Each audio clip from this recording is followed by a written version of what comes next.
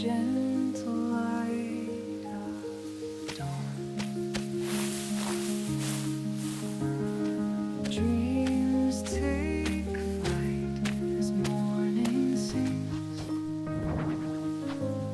embracing the promise of a new day.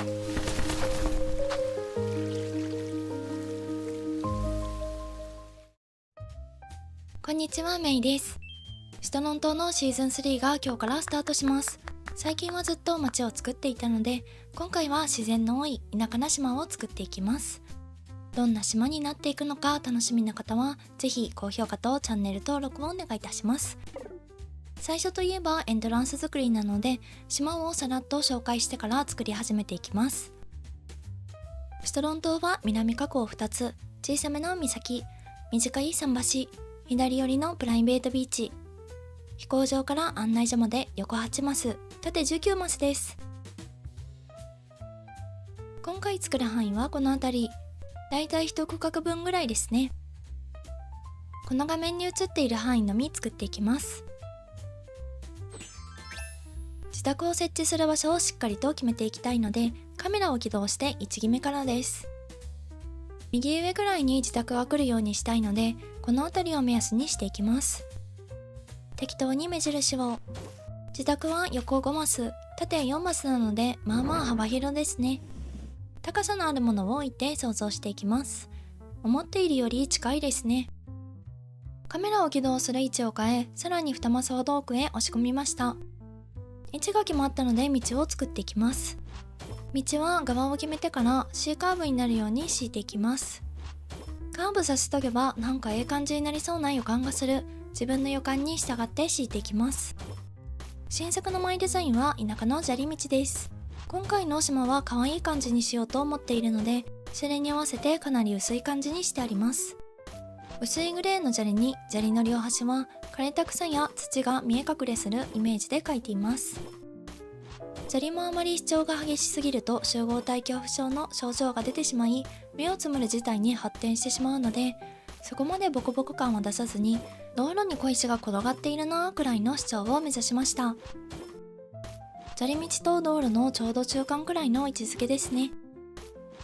もう少し自分で使ってみて、使用感やつながりがおかしいところとかを修正してから投稿予定です。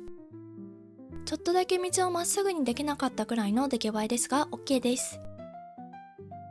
花いっぱい運動の始まりです。今回はオランダのチューリップ畑のような雰囲気にしたいので、これでもかというくらい花を植えます。更地化させるときにマイデザインを敷きまくるより、花を植えまくる方が負担がえぐいだろうなと思いつつ植えています。作り始めたばかりなのにもう終わりを考えているのがどうかしていますね。しぜいさんからの島評価で、いつも花が足りないと言われているので、反発して植えまくっている感じですね。もう文句は言わせませんということで植えまくっています。道に沿って花を植え終わりました。カクカクしていますが、花が咲いてから考えます。エントランスから自宅は近ければ近いほどよく、かつ案内所へのアクセスのしやすさも譲れませんね。ということで、毎回エントランスと案内所の中間地点に家を建てるのが恒例行事ですね。花を育てていきます。これも毎度おなじみですね。思っている以上に直線すぎたので、花をもっとカーブさせていきます。中央の5本を抜いて、左側に1マスずつずらしていきます。今回の島作りは細長くやっていこうと思っているので、飽きないように自然が融合した程よい田舎感を出していこうと思っています。季節が変わると作っている島に飽きが来てしまうので、それを見越した自分への配慮です。かなりカーブしてきました。真ん中直線は4本くらいまでがベストかもしれませんね。道も花のカーブに合わせていきます。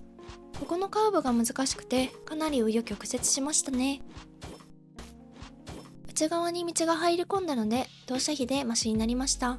田舎といえば池なので、この辺りに池を掘っていきます。草の地面を掘るのは久しぶりなので、掘った時に出る飛び散る草を見て春が来たとワクワクしますね。今回の島作りはリアルタイムに合わせて季節が変わっていく予定です。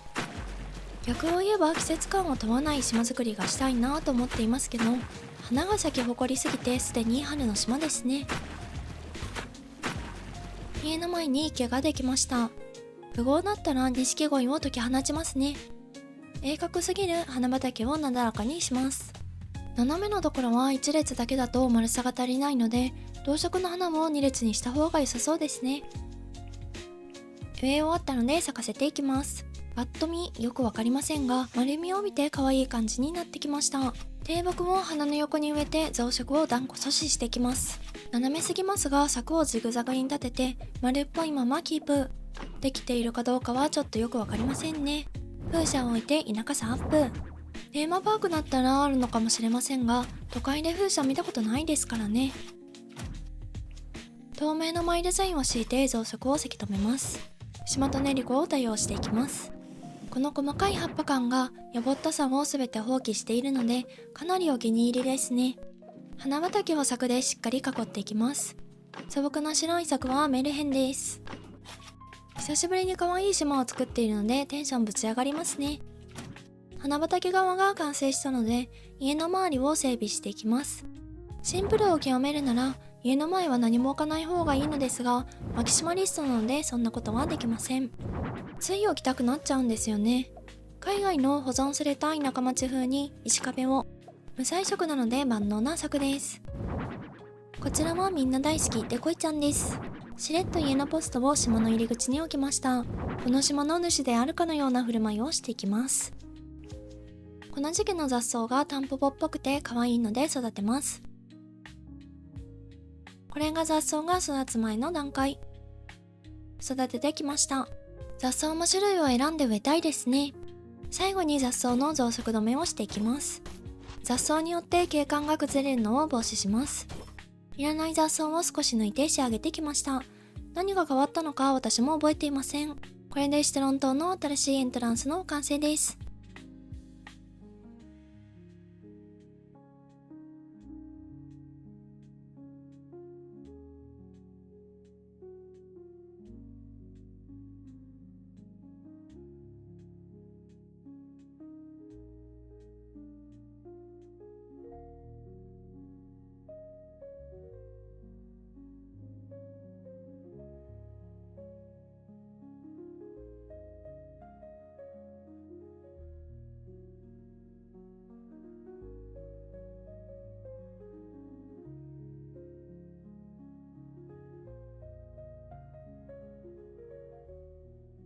今日も元気に花を植えまくっていこうと思います。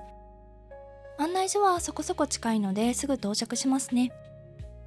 目印の草でカメラを起動。ここが今回の舞台となります。マップだとこの範囲ですね。カメラに映る範囲が意外と大きくてたくさん作ったようですね。案内所前に橋を架けるので最初に位置決めからしていきます。ちなみに案内所前の整備をしますが、案内所を主役にすると難しすぎるので今回は主役にしません。ただの通り道です。左上に来るようにしたいので走って位置決め。この辺りが中央になるように川掘りタイム。横向きに橋を架けたいので横3マス縦4マスの最小サイズで掘ります。案内所と橋の間は3マスです。案内所までもうあと2マスくらい欲しかったですね。橋の横幅が奇数なのでちょっと案内所と橋の位置がずれていますね。作り終えるまで気がついていませんでした。殺風景だったので賑やかし担当たちをお迎えしています。こんな感じのカーブを描くように道を敷いていきます。カーブの中心点となるところにはあらかじめ雑草を植えておき、中心から広がっていくイメージで道を敷いていきます。このマイデザインは新作のマイデザインです。前回作ったマイデザインよりもう少し砂利道感を出して獣道風にしています。なので道の端はボロボロに、整備されていない山道感を出すために道のサイドは枯れた草や枝があるイメージですね。もさもさ感が激しすぎたかなと思うので調整が必要そうですね。カーブのある道を敷きたいときは獣道系の方がかなり敷きやすいですね。斜めのパーツが丸っこいので適当に敷いても何とでもなりそうな感じです。ズボラの民なので適当に敷いても許される環境づくりは進んでやっていきたい所存です。先の方は見えませんがカーブの道ができました。砂利感がかなり強めなので川の近くの砂利道な感じですね。家の裏の道と橋までの道をつなげます。こちら側は前回敷いていた道と同じ道にします。案内所に賑やかし担当がいっぱいいて何の動画かわからなくなっていますね。賑やかしリーダーがちょっと見えてシュールです。道を囲うように花を植えまくって賑やかにしていきます。今回の主役の花は白いチューリップとヒヤシンスです。白いチューリップはくすんでいる白なのでパキッとしすぎずいい感じの存在感だからかなりお気に入りですね。花の組み合わせは特集を組んだ動画があるのでぜひそちらもご覧ください。概要欄にリンクを貼っ付けておきますね。道が斜めになっているところは2列花を植えています。植え終わったので咲かせていきます。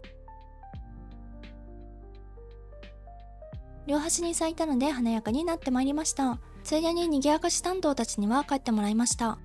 そろそろ本物の木を植えないと静江さんからのお怒りの言葉をいただくと思いながら島種リコを置いています。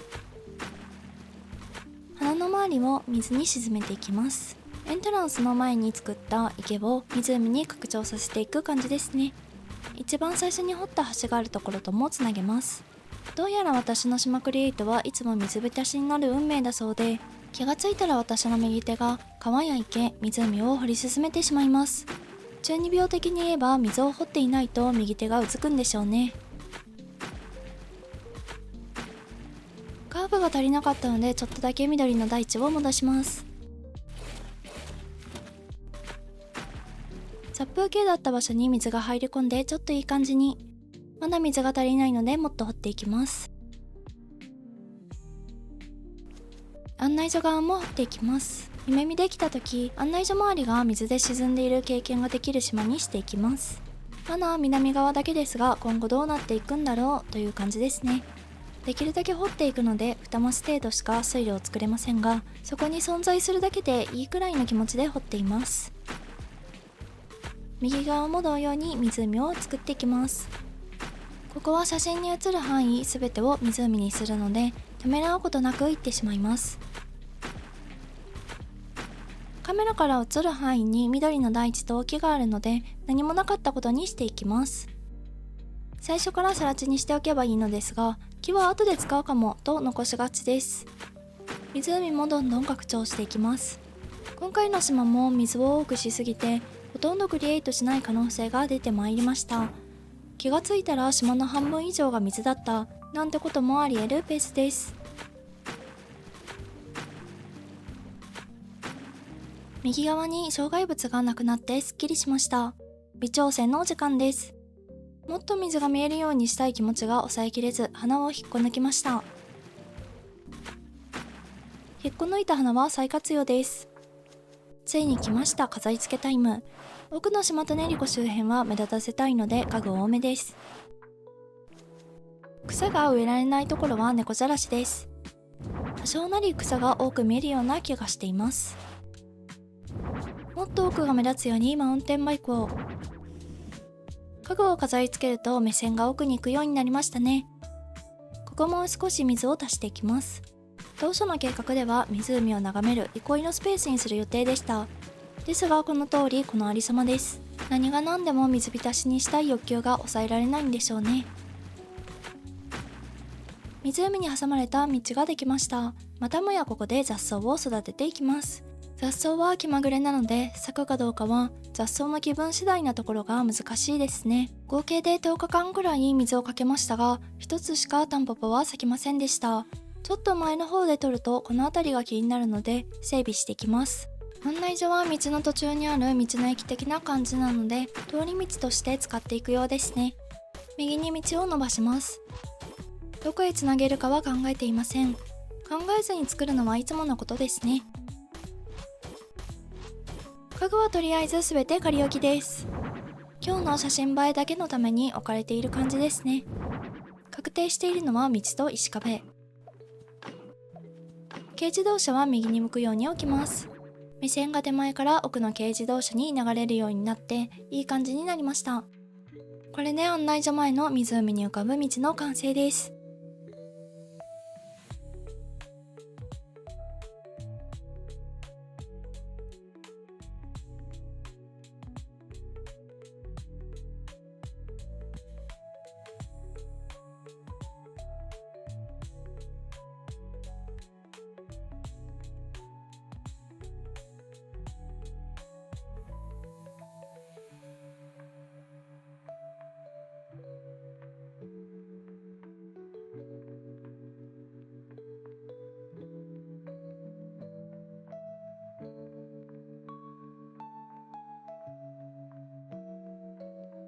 作りたいものに背景がいらないので島の最奥まで駆け抜けていきます。背景が無駄にできると景観が崩れて写真映えしなくなる、そんな理由だけで最奥に向かっています。今向かっているのは左奥ですね。事前にシミュレーションした草の上に立ちカメラを起動。海は見えませんが海沿いですね。ぬいぐるみものこのこやってきました。今回はここの範囲を作ります。縦横20マスくらいですね。今日も安全第一でやっていきます。最初の作業といえばカメラの起動です。島クリエイト歴5年目にして位置を決めてから島クリエイトした方が写真を撮るときに楽ではと気がついた所存です。右上大好き人間なので今日も右上に合わせて走って位置決めです。だいたいこの辺りですね。仕立てや移設前に木を植えておいて、これが消されない位置にします。さっき位置が真ん中に来るように仕立て屋の位置を決めていきます。仕立て屋は横5マス、縦4マスなのでそれ通りに掘ります。偽物の仕立て屋作り。高さのあるものかつ色を似せるとイメージが湧きやすくなるので多用するテクニックですね。多分いいと思うので仕立て屋を置いていきます。穴の奥を合わせる感じで仕立て屋を設置。想像中に木が伐採されていなければ OK です。残っていたので位置決め完璧です。ハリネズミ姉妹がやってまいりました。草を起点とした時、斜めになるよう川を掘っていきます。本日の水浸しタイムその1です。目印として草を手前と斜め左奥に植えておいたので、そこに向かって川を掘り進めます。だいたい3マスくらいの幅にして、ギリギリ魚が出現するくらいの大きさにします。魚がスイスイ泳いでいるだけで、なんとなくそこに自然がある感がしていいですからね。気持ち程度にしか川は見えませんが、下準備なので問題ありません。画面の端を確認中。映らない範囲は作る必要ないですからね。だいたいこの辺りなので草植え。こちらは左上端。草から草へ紫のヒヤシンスを植えていきます。ゆるい斜めにしたいので横に2つ並べて植えたら、斜め上に1つ植えていきます。花に沿ってさらに皮の拡張。余分な部分は沈めます。息を吐くように草を吐く。背が高い水草をイメージしながら麦畑を斜めに置いていきます。ヒヤシンスもさらにその上側に、またもや通った場所すべてに草を生やします。流れるような作業です。思っていたよりヒヤシンスの在庫不足だったので間引きます。増殖させるためですね。間引いたヒヤシンスを一定の間隔で植え込み職人。植え込み職人から水やり職人になります。スカスカのヒヤシンスくんです。これから毎日水やり職人になりながら雨乞いも並行して行います。雨乞いが成功し笑いが止まりません。3日目雨乞い失敗。4日目雨乞い成功です。5日目ご覧のありさまです。6日目水やりしなくていい日はご機嫌です。7日目明日は雨降れと願いを込めて。8日目雨乞いの才能を開花させる。スカスカだったのがみっちりヒヤシンスになりました。草が足りないところに草を足していきます。こちら側は岩ですね。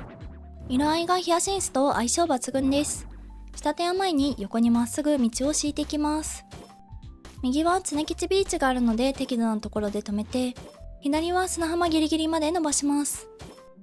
砂浜まで続いていても特にやることがないので行き止まりですね。道と草の間の大地を沈めていきます。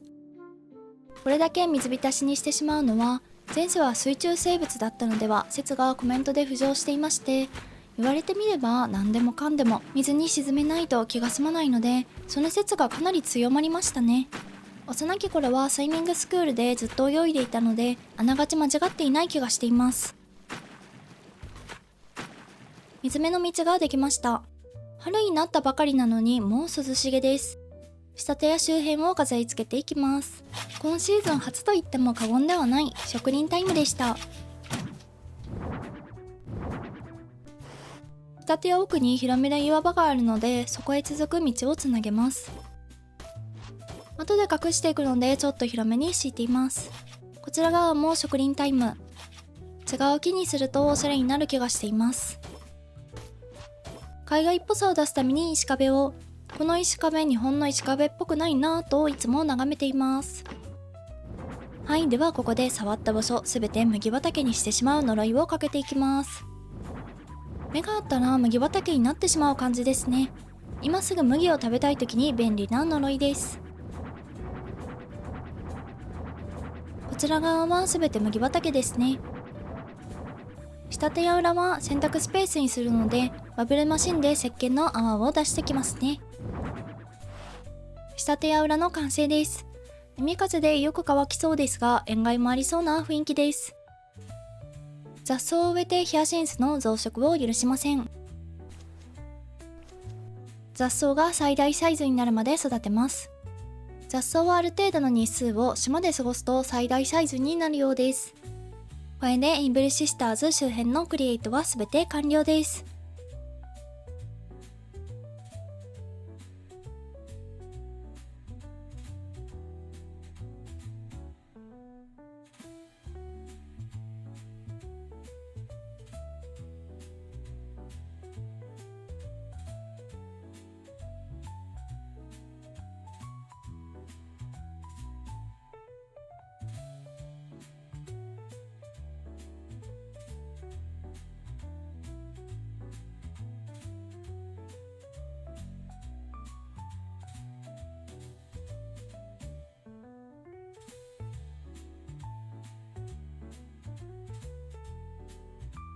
今回の舞台はここです。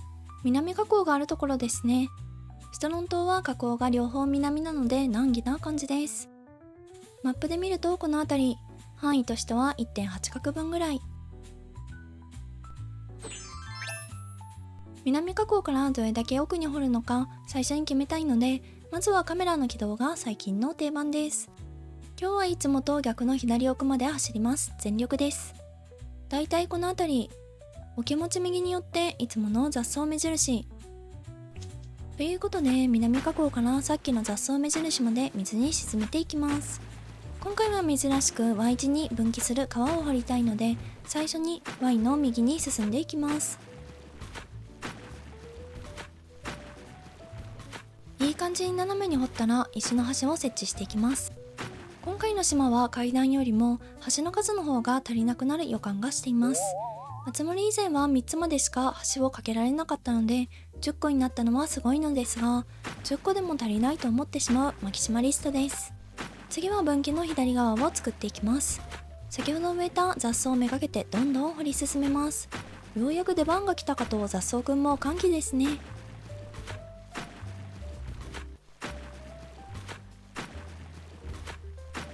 一部掘れていない部分がありますが、橋が完成したら掘れると思うので一旦明日にします。24時間後からこんにちは。埴輪が座っていたところを沈めます。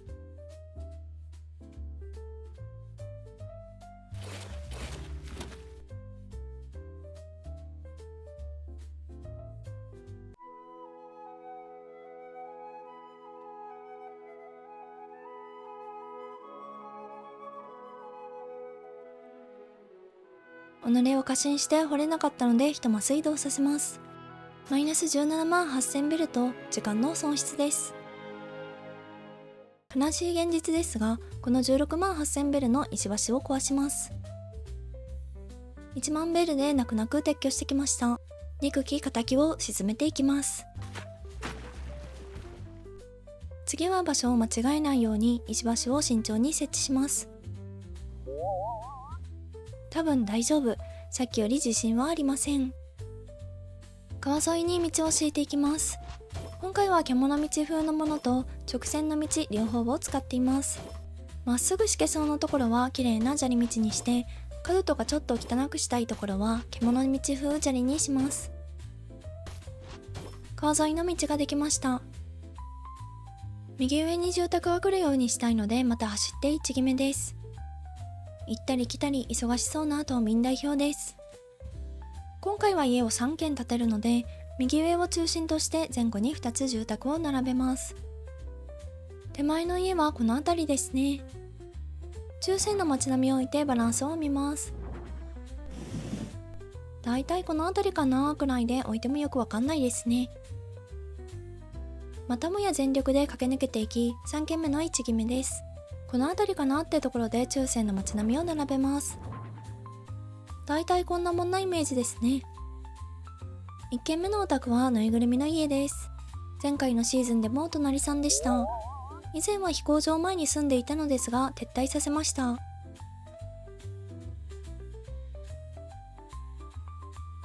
1人目のお引っ越し完了。次はのりまきさん家です。オリーブの販売で巨額の富を築いていましたが、シーズンが変わりすっからかんになったのりまきさんです。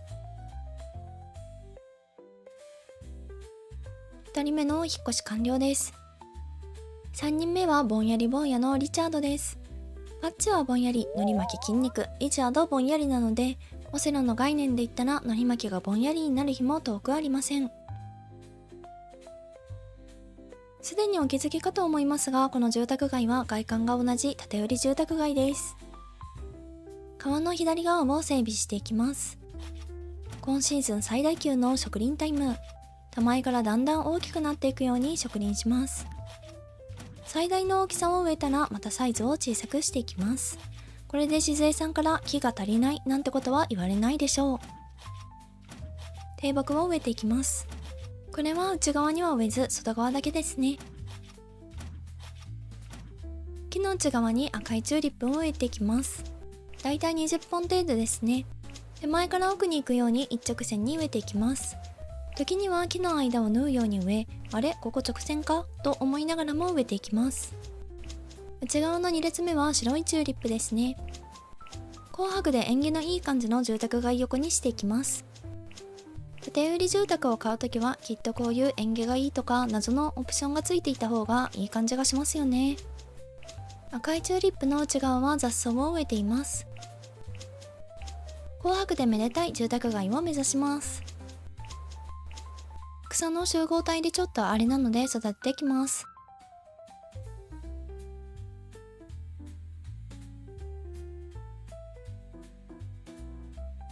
ついでに微調整しときました。雑草の花は後で咲かせます。ついに飾り付けタイムがやってまいりました。みんなでお揃いが基本なので大きめ家具を揃えます。ちょっと掘りすぎていたので緑の台地を取り戻します。自宅横のチューリップから道を端までつなげます。こちらの道はほとんどが獣道の方ですね。新作のマイデザインのムクラゲを家の前に貼り付け、それぞれ敷地分けをするために柵を立てていきます。一つずつなのでお気持ち程度ですね。ちょっと今までとは違うぞということのアピールのために街灯の設置。真ん中の家が主役なのでマウンテンバイクを置いて目立たせます。ほとんど完成ですが細部をまだまだ作っていきます。川の先を橋で隠すための準備です。川が途中で途切れているのは不自然ですが、この石の端から水が湧いているということにしておきます。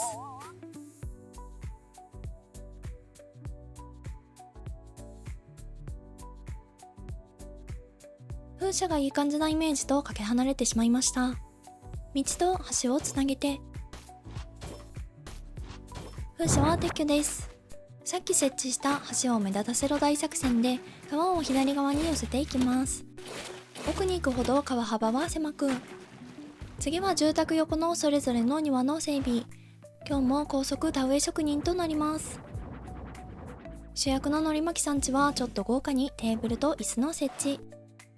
ケーキだって飾ってしまいます。母関連の家具というところが一押しですね。これで全て設置し終わりましたが、ちょっと雑草を咲かせていきます。ついでに道も川に寄せました。ということで川沿いの住宅街の完成です。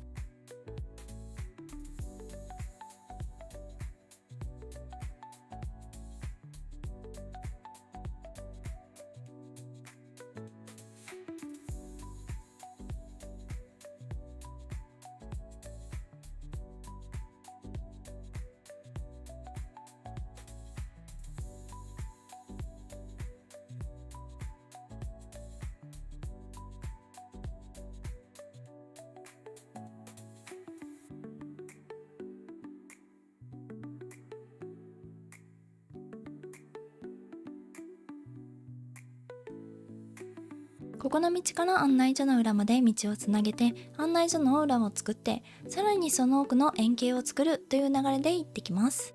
目印の草は毎回恒例ですね。案内所の裏の広大な敷地、本日のマップ確認作業です。作る範囲はこの辺り。一気に作りすぎではという気持ちですね。さあまずはシーズン開幕当初に敷いた道をさらに伸ばしていきましょう。この道が拡張されるのは約1ヶ月ぶりといったところでしょうか。道は案内所裏までずんずん進んでいきます。案内所周りは整備されている感を出したいので、まっすぐな方の砂利道ですね。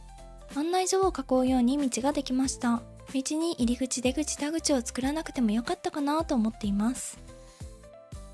道ができたので道に沿って大きめの川を掘っていきます。縦5マスの横は道幅いっぱい。マス数は関係なく掘り進めたい気持ちが強い島民代表です。いつからこんなに道に支配された生活をしているのか疑問ですね。こんな感じの出来栄えです。案内所のちょうど真ん中、真裏になるように橋の設置。今回は絶望しないよう細心の注意を払います。私史上一番長い橋を架けています。かなり長めですね。ピンチヒッターサブ住民に交代して、サブ住民の一番小さい家の建築予定地を探します。橋から3マス目のところに決まったようです。マイデザイン用に作られた存在なので、家は極小サイズですね。悲しきことに外観はリフォームできません。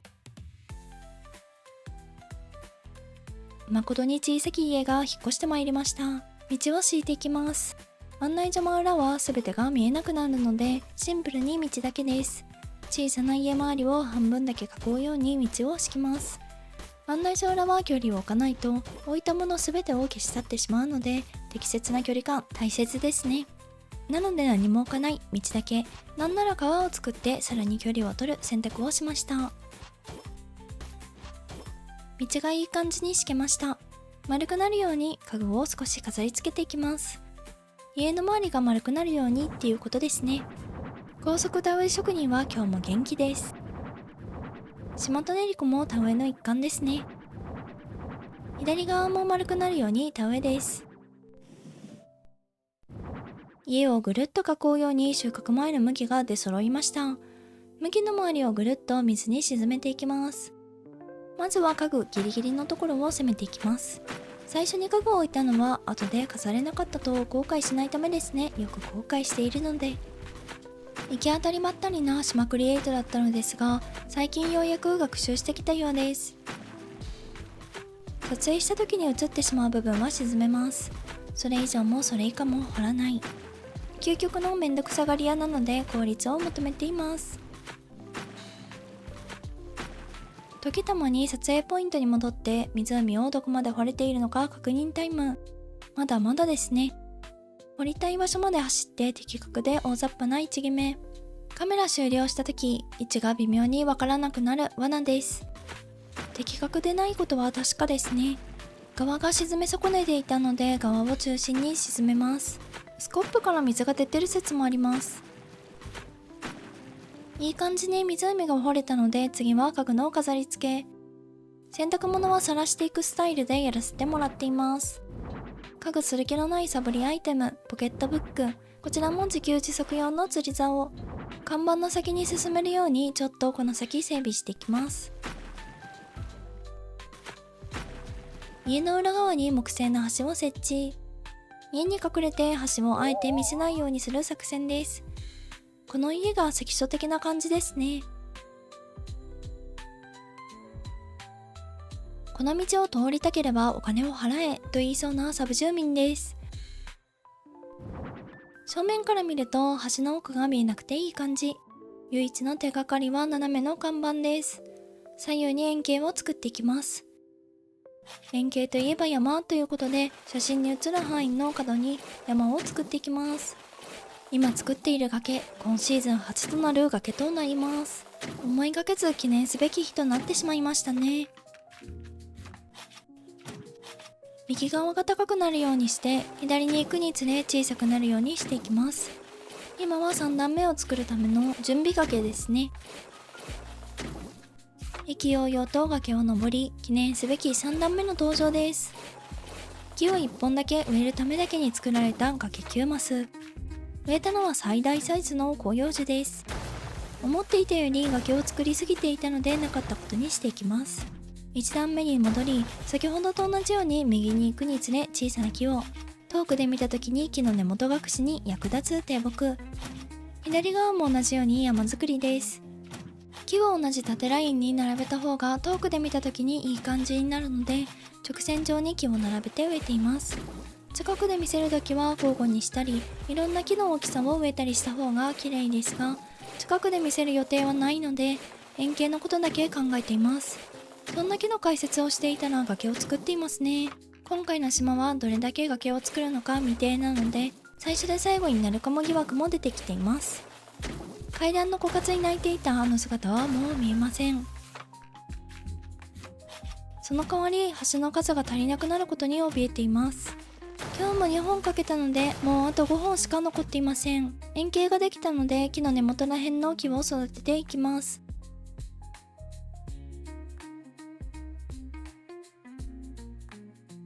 気になって仕方のない隙間を埋めていきます。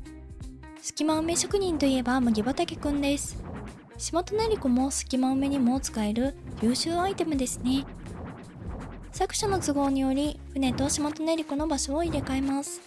家の奥に船の一番高いところが来る方が多分いい感じになるだろうという目論見ですね。完成した姿はこちら。こちらが前後の位置を変える前。位置を前後に変えるだけでバランスが取れた気がします。これで全て完成です。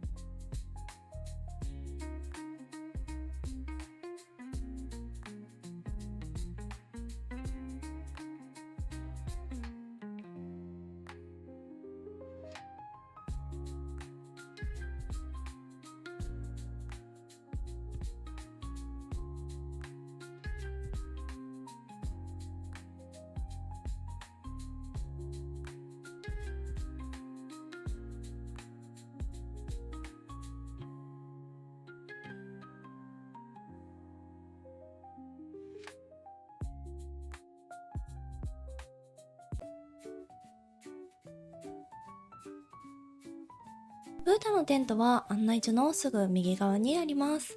元気よく走っていった先には金庫。その手前にフータのテントですね。目印の草を植え忘れていたのでうろうろしてしまいましたが、今日作る範囲はここです。いつも通りマップで確認してみましょう。今回作る範囲はここですね。南加工をしっかりと使っていきます。右側の微妙に余した範囲どうする問題がこの後露呈します。さあまずは梨のゼリーを皿ごと胃に流し込みます。バリバリといい音を立てながら食べました。ここで登場するのはピンクのカラフルなスコップ。この方たちのパワーが込められているのでかなり濃いパワーで木を引っこんできます。可愛い見た目をしていますがかなりパワフルです。最初にキッズテントを置いて大体の場所決め。テント下に可愛いマイデザインを敷いていきます。お借りしたマイデザインは動画の概要欄からご覧ください。ちなみにフータはキャンプサイトに泊まっているという設定にしたいので、博物館ではなくキャンプサイトに来たキャンパー的な扱いになります。テント周りに花と木を植えていきます。なので一時的にこの島に住んでいる状態ですね。それでも少しかわいそうなので一番立地が良さそうな場所にかろうじている、そんな感じの扱いになりました。花は白色の菊とチューリップ、ヒヤシンスです。お隣同士が同じ種類でこんにちはしないように別の種類をお隣同士になるべくしています。斜め関係はギリ OK です。間を空けつつテントと花の塊ができました。フータのテント周りも整備していきます。案内所前を整備した時の道とフータのテントまで道をつなげていきます。キャンプサイトのないキャンプサイトにしてしまうので激しい方の砂利道ですね。移設したい場所に今他の住民が住んでいるので、その住民がその場所をどいた後、キャンプサイトは後ほど近くの砂浜へ移動させておきます。いい感じに道がつながりました。金庫くらいしまっておけと言われそうな場所に放置されています。中身は服なのでここで OK です。道の外側に花を植えていきます。花の種類は先ほどと変わらずですね。テントの裏はキャンプサイト感を出すために木を植えていきます。まあこの辺だろうという適当な場所に植えています。遠巻きに見てみるとこんな感じになったので時間旅行をしてまいります。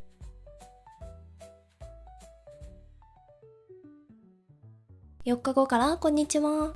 針葉樹が最大サイズになるまで見守りました。この辺りのバランスがおかしいので調整をしていきます。成長させすぎた木を M サイズまで小さくしていきます。適当に植えたので手直しは必須ですね。さっきよりお気持ち程度良くなった気がしないでもない気持ちです。花の内側を皮にしていきます。さあやってまいりました水掘りタイム。南河口から風太のテント前、そして案内所の前の湖のところまでしっかりと掘っていくようです。今回の島はテーマを何も考えていませんでしたが、水と花の島になりそうです。いろんな形を変えて水と花があるだけの島な気がします。先ほど今までの動画を確認してまいりましたが、水を掘らない回はないほど掘っています。何を作ろうか考えた時にいろいろと紆余曲折を得て、水と花しか浮かばない体になってしまったようです。実際に作り始めると、今日もなんでこんなに掘っているんだろうといった気持ちになりますが、私の右手が止まりません。きっと水なし縛りをしたら島を全く作れないんだろうなと思っています。こんな出来栄えになりました。風太のテント周りがまだ完成していないので家具を飾り付けていきます。博物館ではなくキャンプサイト感を出し、博物館であるということを忘れてもらいます。テント周りのものすべてがキャンプ用品に見えてきますね。ちょっと皮を埋めて代わりに石を置きます。顔の端に石があると自然感が増しますからね。今日も元気に田植えタイムです。キャンプサイトといえば自然豊かな土地なので、背の高い痒くなりそうな雑草は必須です。触ると危ない草ですね。風太のテント周りの飾り付けが終わりました。ということで、あっという間にキャンプサイトのないキャンプサイトの完成です。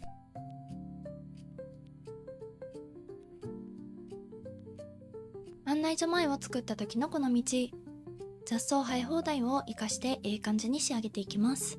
適度に間引き、タンポポになっていないとこ中心に間引きます。雑草の可愛い花をメインにした花畑を作るので、雑草に合わせた色合いのチューリップを植えていきます。道路側は花壇からはみ出した雑草ですね。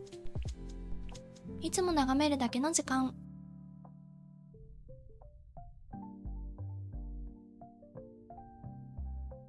思っていた以上にバランスが悪かったので花を追加します。白が少ないので白を追加。黄色すぎた感じですからね。風車も色を変更して白に。いい感じになりました。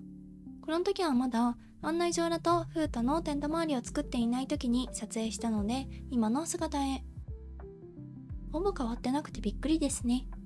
タンポポが咲き誇っただけです。別角度からチラリ。まだまだ中途半端です。作った花畑の存在意義は失われますが、この角度が一番好きですね。これで全て完成です。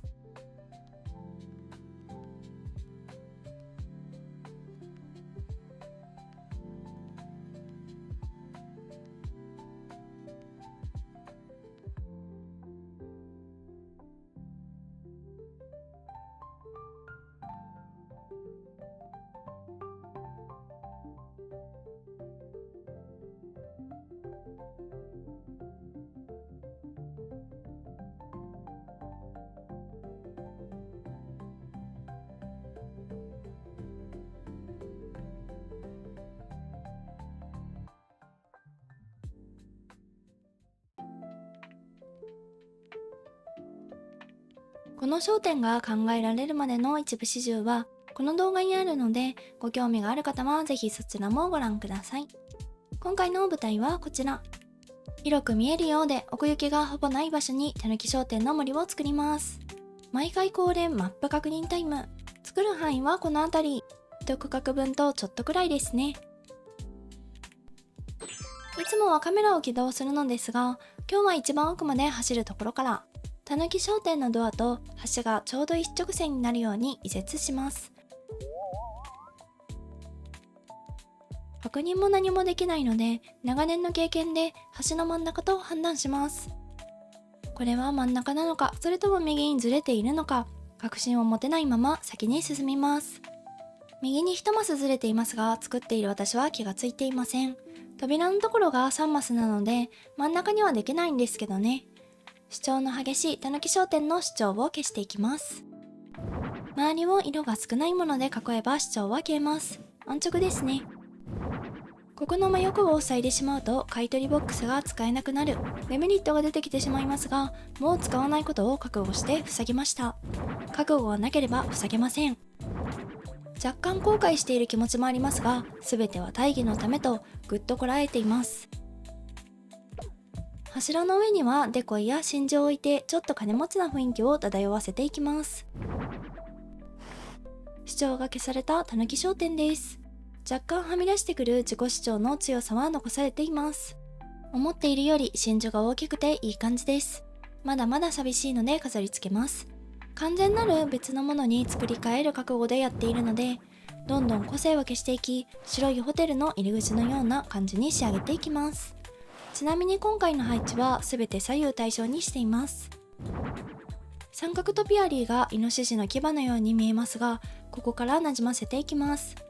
緑のものをなじませるなら緑のもの、木を隠すなら森の中ということで、たぬき商店の前は森にしていきます。島と練り子、針葉樹、シェフレラとお気に入りの三大巨頭です。洗練された雰囲気にしたい時に使いたい木たちですね。針葉樹は洗練された雰囲気かどうか怪しいんですけどね。実はこの道は1回作り変えています。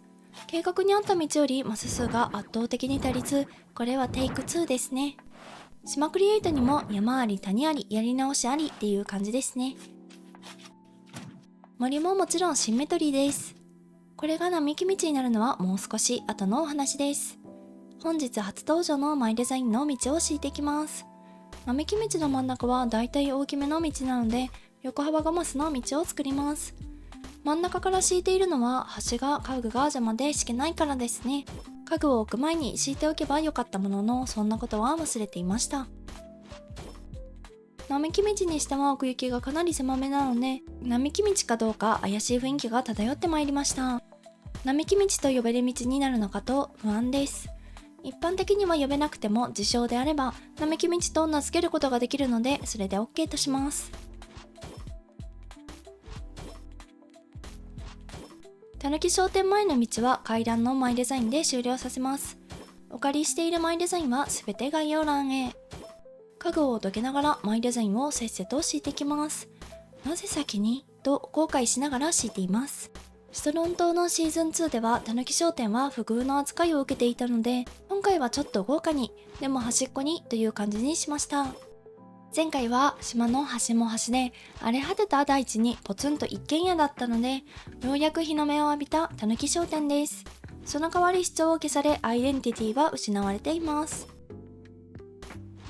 たぬきへ続く道ができました。イノシシの牙が思っている以上に目立つので奥に引っ込めます。隠しきれない存在感ですね。悲しいことに飾り付けたものも一旦魔法のポケットへ。ファンタジーの世界でよくあるマジックバッグ容量大。高値で取引されるものを島民代表は持っていることに大驚愕ですね。イノシシの牙は奥に移動させ、その場所にあったテーブルとランプを手前に持ってくる感じですね。これで牙を向いていたたぬき商店がおとなしくなりますね。先ほどと比べさらにアイデンティティを失ったたぬき商店です。時の旅人になりて木を成長させてきます。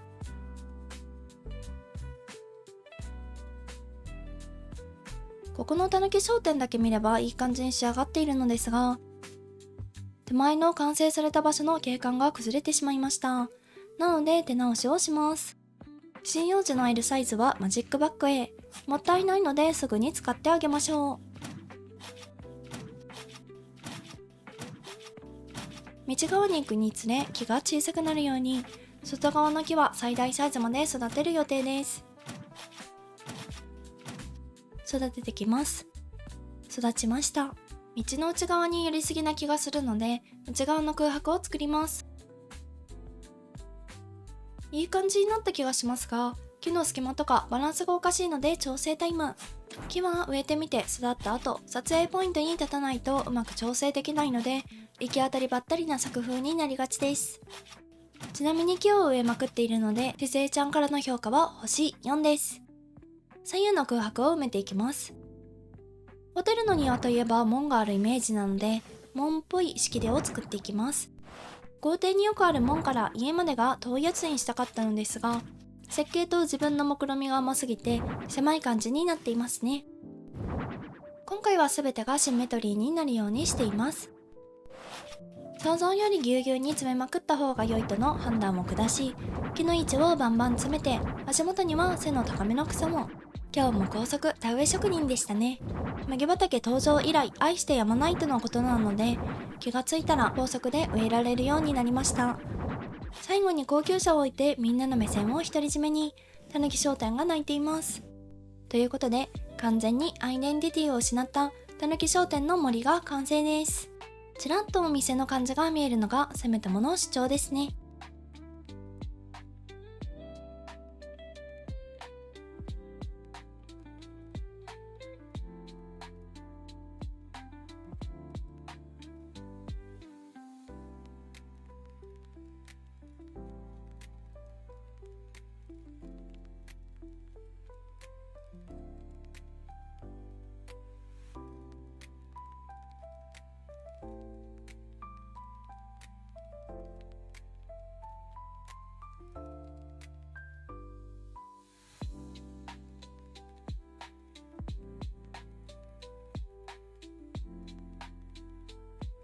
この道を越えていった先に岬があるので、そこまで小走っていきましょう。もう見えてきました。目印の雑草。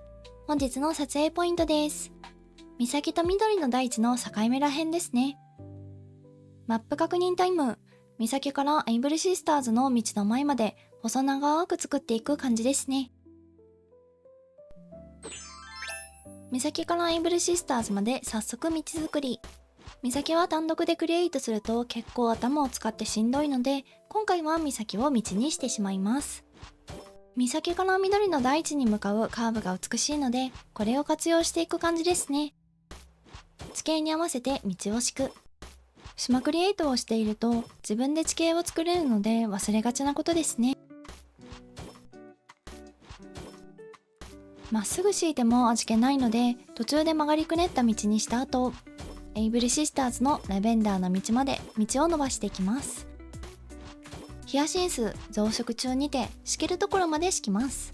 結構な日数ここに野ざらしにしていますが、あまり増えないですね。珍しい花は意外と増殖されないのかななんてのんきに見ています。海岸に沿って道ができました。あえて岬の下部分を見せないのがミソですね。オープニングで通ってきた道の方と道をつなげます。つなげるといっても完全にバッチリつなげるわけではなく、後のクリエイトのために少しだけ開けてつなげます。つなげるとはって感じの道ができました。つながってないですね。さあここから花咲じいさんタイム。道に沿って白いチューリップと菊、黄色のチューリップをランダムに植えていきます。道の両脇に全部で100本ほど。黄色のチューリップはお気持ち少なめに。ランダムに植えるときにいつ黄色のチューリップを植えたかわからなくなっております。そういう時は白系をとにかく植えておけばいいのですが、今白を植えたのかそうでないかも混乱してくるタイプです。全部咲いてから手直しするので迷った時はとにかく白を植えてこの場をしのぎます。そろそろ花咲じいさんタイムに飽きてきたのでカット。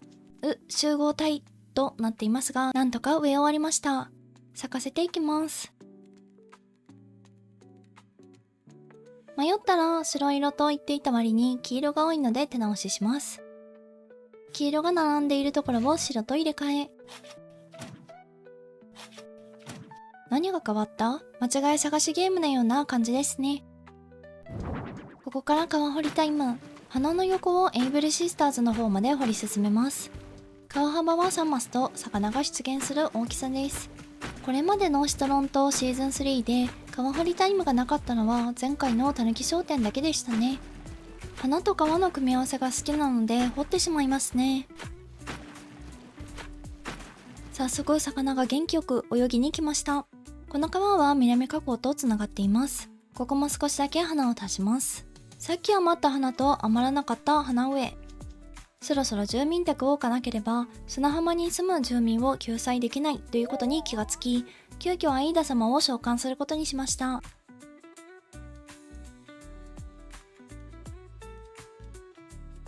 召喚完了です。アイーダ様の周りを飾り付けていきます。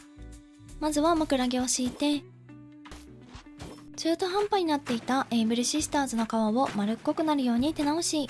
川なのか池なのか謎です。花に囲まれてのどかな感じにしたいので干し草のベッド。寝る用ではなくただ集めた草って感じです。シンボルツリーのシマトネリコ。放置すると巨木になることを最近知りました。アイーダ邸の完成。周りが華やかなので飾りすぎないようにしました。遠くから見るとちょっと屋根見えるなーぐらいの位置ですね。次は岬の橋を作ります。矢印看板を左向きにつけて、この先も道が続いている風に見せかけます。実際には道はないのでただの魚鑑賞スポットです。シンプルな岬ができました。おやつを片手に魚鑑賞できる場所ですね。次は砂浜の飾り付け。ちょっと夏な雰囲気も出していきたいですね。海辺の定番アイテム、砂のお城です。バケツとセットでかなり遊んでいる風に。新作のマイデザインです。くしゃっとしたただの白い布のラグ。探してもなかなか見つけられなかったので自分で描きました。手直し後に配布予定です。レースの傘で日よけ。なぜか見せびらかしがちなおやつ。間違えて食べたりもします。波打ち際ギリギリのサンダルが不安になりますね。オリーブ印のケーキボックス、健康に良さそうです。手直し前ですがこんな感じの出来栄えです。白いシンプルなくしゃっとした質感のラグ。ご興味がある方はぜひ使ってみてくださいね。青い車でどこ行こうって感じで置いてきます。これで完成かと思いきや砂浜がごちゃごちゃしすぎてすっきりしない印象なので手直ししていきます。高速お片付けタイム。上の方過ぎたので南側へ移動させていきます。やることはさっきのことと同じです。ラグを敷いて日よけを作っておやつを見せびらかしてケーキの箱を置いて間違えて靴履いてって感じですね。間違えた部分はカットしています。手前に来たのはいいけれどごちゃっと感が増したのでもう少し修正します。マウンテンバイクの向きを反対にして視線を別方向へ。こちらは片付けます。こんな感じになりました。こちらが前の様子。ちょっとすっきりした印象になったかと思います。砂浜に何もなくてもいいような気がしますが、せっかく描いたのでそのままにしておきます。紆余曲折ありましたがこれで完成です。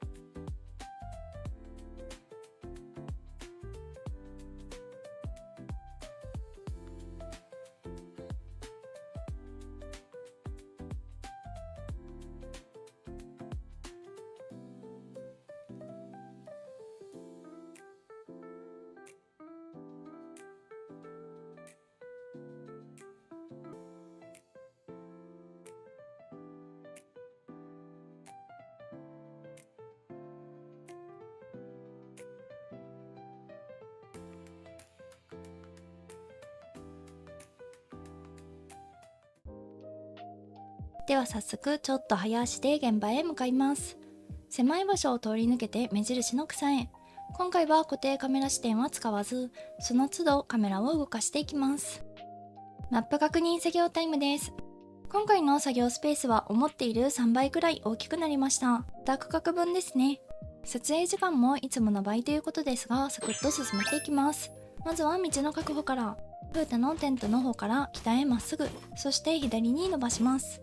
イメージは港のある崖の町って感じですね。今は港の桟橋的なものを作っています。港といえば木製ですからね。道に沿って崖作り、いろいろと計算して作っていますが、いつも通り計算をミスってやり直しを何度もしたので、最終マス形態は謎に包まれています。とりあえず横は19マスを目安に作っていましたね。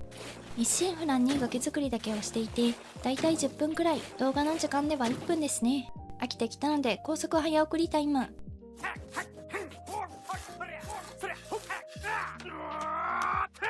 2段目が終了したので3段目を作っていきます。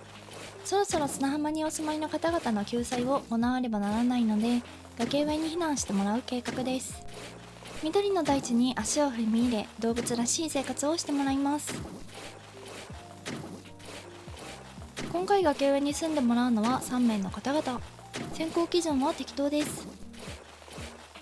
3段目も崖ができました。とても四角い崖ですね。崖作りに続き、次は川掘りタイム。湖に浮かぶサブ住民宅を作った時に作った湖を拡張する感じですね。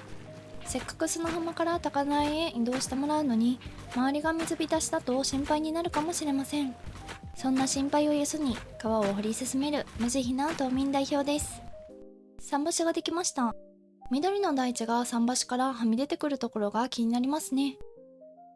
この島初めての階段を設置していきます。ここで設置しなければ危うく階段のない島になるところでした。それでもいいんですけど、シーズン1と被りますからね。砂浜から崖上へ招待したのはミカッチ。悠々自適な生活から一変してパン屋になってもらいます。アイダテーマパン屋なので、この島に2軒目のパン屋です。取る位置を間違えてしまいましたが、階段と家ができましたね。2つ目の階段の設置。ミカッチは気の毒なことに1日は下界へ降りれず、崖上へ閉じ込められてしまいます。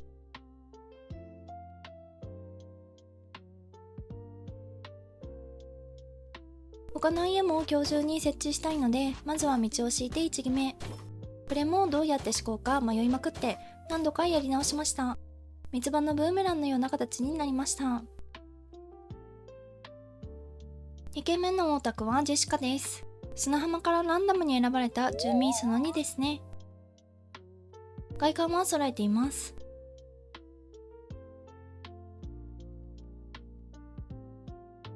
この島一番の高台へようこそ。ジェシカさんの家の隣にベン君を呼んできます。ランダムに選んでいるので特に考えたことはなかったのですが、相性は姉御とぼんやりで結構いい方ですね。ベン君が引っ越してくる前に花を植えたいので、まずは道の整備。直角って感じですね。さあ始まりました花植えタイム。今日も高速で黄色いチューリップ、ヒヤシンス、白いチューリップ、菊を植えていきます。花を植えない日はないくらいですね。崖から落っこちないように石壁を立てていきます。ハロウィンの柵と迷ったのですが、島の雰囲気に合わせて石壁を採用。花の位置をミスった場所は移動させてから石壁を立てています。成長を見守る時間がやってまいりました。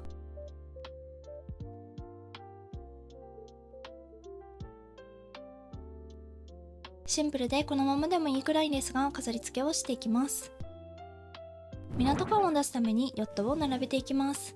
桟橋を置いているのでヨットとしての機能はありませんね。水中に家具を置かせてくれと切に願います。こんな感じになりました。ロケット鉛筆のようにヨットが飛び出していきそうです。次は2段目のパン屋前の飾り付けです。シンプルにするならミルク缶まででやめておいた方が無難ですね。パンは謎らしスタイルでやらせてもらっています。3段目はちゃんと住宅のお知らせ。パン屋の屋根の色に合わせてパラソルは青色です。パン屋前の完成です。次は3段目。3段目と見晴らしがいいので湖を眺めるスペース作り。狭くてぎゅうぎゅうですがゆるりとくつろいでほしいものです。キューブライトをリメイクして電源を切るいつものやつですね。ベン君は花のお世話係に任命します。勝手に任していくスタイルですね。次回この奥を作ります。こんな感じになりました。なんか微妙と思いつつ釣り堀を作っていきます。パン屋の裏に池を作るので崖の拡張後池作り。パン屋の裏に釣り堀ってそこまで仕事に関係なさそうなので多分趣味ですね。木を植えるといい感じになると聞いたので植えます。ここからは高速田植えタイムです。芽があったら麦畑が入る呪いをかけていきます。見るのに動体視力がいりますね。3段目の完成。全体で見るとこんな感じ。とても微妙ですね。思っていた出来栄えと3倍ぐらい乖離していたので破壊します。何を見させられていたのかと怒りさえ覚えますね。最初に敷いた道も破壊していきます。四角すぎるのが気に入らないので崖を全体的に丸っこくしていきます。最初に敷いた道は記憶の中にしかありませんね。2段目も池を作ります。崖のあちこちに池があってこの崖が大丈夫か心配になりますね。改良の余地ありですがひとまず形になりました。階段の位置を1マス奥へずらしていきます。17万8000ベルを使って1マスだけずらしました。愚か者です。バランスが悪いので池を一回り小さく。変だなぁと思う時はだいたい大きすぎますね。作った崖もやっぱり削り。今回は破壊行動がすごいありますね。さっきと雰囲気をあんまり変えずに家具を減らして再設置。見晴らし用の椅子は捨てました。釣り堀を作ったので釣りアイテム。微妙な部分は麦畑でごまかしていきます。奥に川を掘るために花畑を一マス減らして家具の移動。サクサク編集してしまったので話がついていけてません。疑似の橋も作ります。パン屋裏の池に花を追加して可愛さアップ。こんな感じになりました。ビフォーがこちら。ぶっ壊したくなりますね。前に比べてかなり良くなったと思います。反対の斜めにするとここの水浸し感が足りないので掘ってきます。水が足れていい感じな涼しさが出てきました。これで水に囲まれた高台の住宅街は全て完成です。水浸しの高台はいかがだったでしょうか。高台を作っても水辺を作ってしまうのねと思った方はぜひ高評価、チャンネル登録、メンバー登録がまだの方はお願いいたします。SNS もやっていますのでお気軽にフォローしてくださいね。最後までご視聴ありがとうございました。また次回の動画でお会いいたしましょう。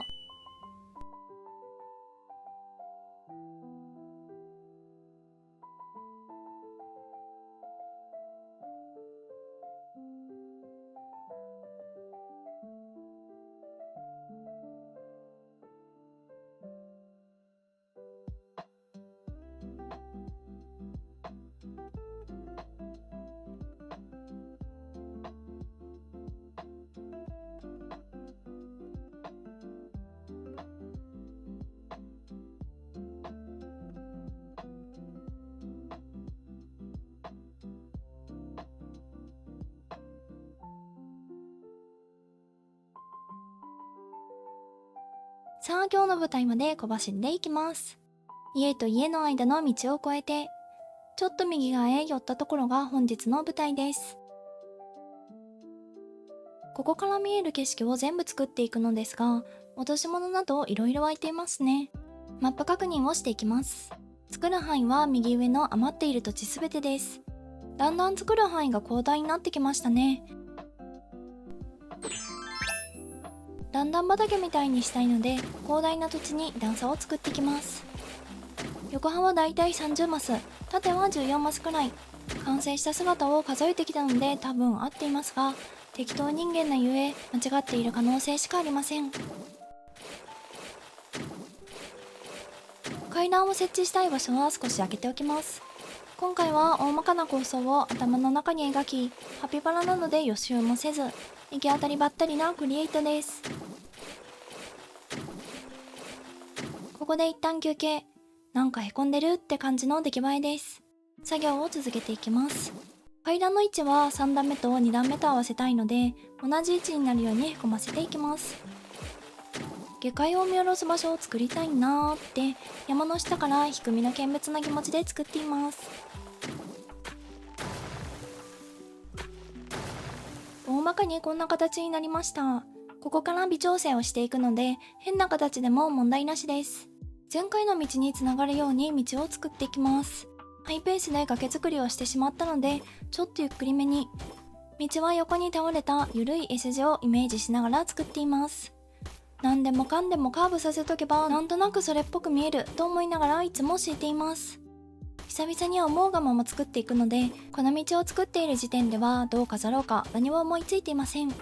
とりあえず手を動かしながら考えます。こんな感じになりました。S 字というより3に近いですね。階段の位置は3マス分両側水没させます。有名な水没する階段を作った海外勢の方のアイデアをお借りしています。今回はそれを2段分作るって感じで、あとはアレンジしたよって感じですね。海外勢の方のアカウントは概要欄へ。左側に湖と竹を掘っていきます。何も思いついていない段階なので、とりあえず下地作り。できる限り水浸しにしていく感じですね。何も考えず、ただただとりあえず形にすることだけを目指します。3段目左側が掘れたので、次は右側。右側は全面を水浸しに。ちなみに動画の半分くらいは山作り、水たまり作りを見せられ、私がその横で喋ってるって動画です。よく考えてみたらいつもと同じですね。開けておいた隙間に階段の設置。ちょっと見えませんが OK です。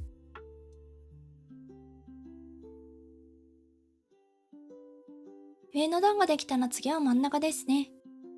2段目も上と同じように階段周りは水に沈めるの必須。この段も元気よく掘り進めます。思っているより横幅が狭かったのでちょっと拡張。いつも小さく作りすぎる癖があるので、拡張作業はいつものことですね。角は丸くしておきます。崖の上に水を掘るのは久しぶりだったので、角を丸くするのに結構手こずっています。こんな感じになりましたが、ちょっとこの辺りの長さが気になるので、1マス分小さくしていきます。水を埋めて削るって作業の繰り返しですね。右も削ったらバランス的に左側も削りたくなりますね。ということで左も削ります。階段が来るところも削って、右側2段目のスタート。予告通り動画のしっかり半分が山を作って削って水を掘って埋めての動画に私が添えられている。大規模クリエイトとなるとこうなりがちですね。声がいらない方はミュートにしていただいてお楽しみください。と言っても特に笑うところないんですけどね。2段目の階段も3段目の階段とお揃い。さっきとは打って変わってちゃんと確認ができましたね。ここまで山作りをしてきましたが、ここからは1段目と飾り付けタイムです。階段の間は石畳。階段から砂浜に向かって道を作ります。ゆるくカーブする感じですね。この道の先に特に何があるわけでもなく、目的地も名所もないですが、ただ道が続いているだけの場所です。海に続く道ができました。道と竹の間をまたもや水に沈めます。道のギリギリまで掘り進めるのですが、今日何度目の川掘りタイムって感じですね。過去を含め一番掘っている回かもしれません。一番上から下までしっかり水です。味気ない景色なので、ここから味付けタイムの開始。水の中に浮島を作っていきます。作り方としてはこんな感じ。真ん中に木を植えて、周りに花を植えて、水の近くにある緑の大地のところに水をたっぷりと植えていきます。今回どんな島にしようか悩んでいたのが嘘みたいに水と花の島になってきましたね。2段目にも先ほどと同じような浮島を作っていきます。真ん中に木ですね。春先に作り始めた島なので花がいっぱいですが、夏が近づいてきて水が多くなってまいりました。人間の本能的に暑すぎる夏を乗り越えるために、集まりでも水の確保に余念がないようです。こちらは遺跡のアーチを置いて神秘的な雰囲気を。ミステリアスな雰囲気ってどこか涼しげですよね。白いチューリップ、菊、ヒヤシンスの順番で植えていきます。この3つの花は白が白すぎないからちょうどいい色合いです。ここからは花が咲くまで見守りタイムです。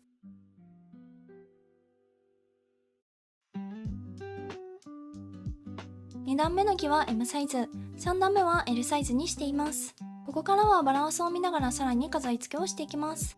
こちらもミステリアスな雰囲気を出すために遺跡の折れた柱を置いていきます。ちょっと不思議な雰囲気にしたい時に遺跡系の家具はかなり相性がいいですからね。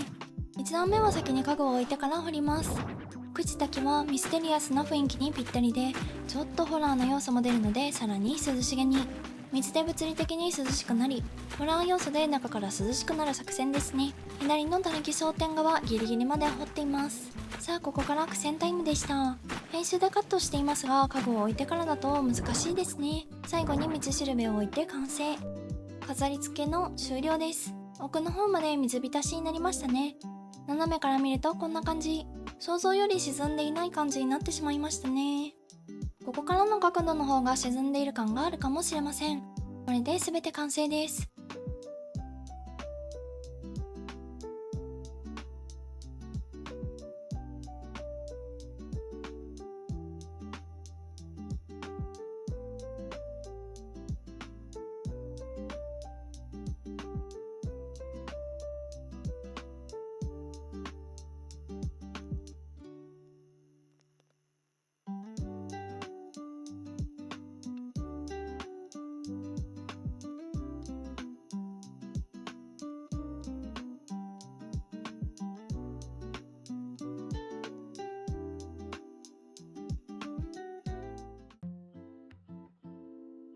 ここから少し遠いですが、えっさほいさと小走りで向かいます。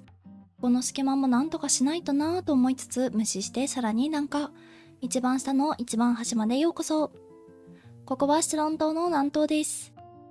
場所的にはキャンプサイトの右側ですね。縦長だと思っていましたが、意外と横幅もありましたね。マップで確認します。今回作る範囲はここですね。マップ上だと縦長に見えるのが不思議です。今回は海沿いの廃線になった駅を作るので、まずは駅の段差作りから。段差は縦7マス、横3マスです。もともと無人駅だったので小さめにしています。どの島のどのシーズンでも駅を作りがちな民ですね。オランジ島でも前回のシトロン島でも、イニシエのブラックム島でも駅を作っています。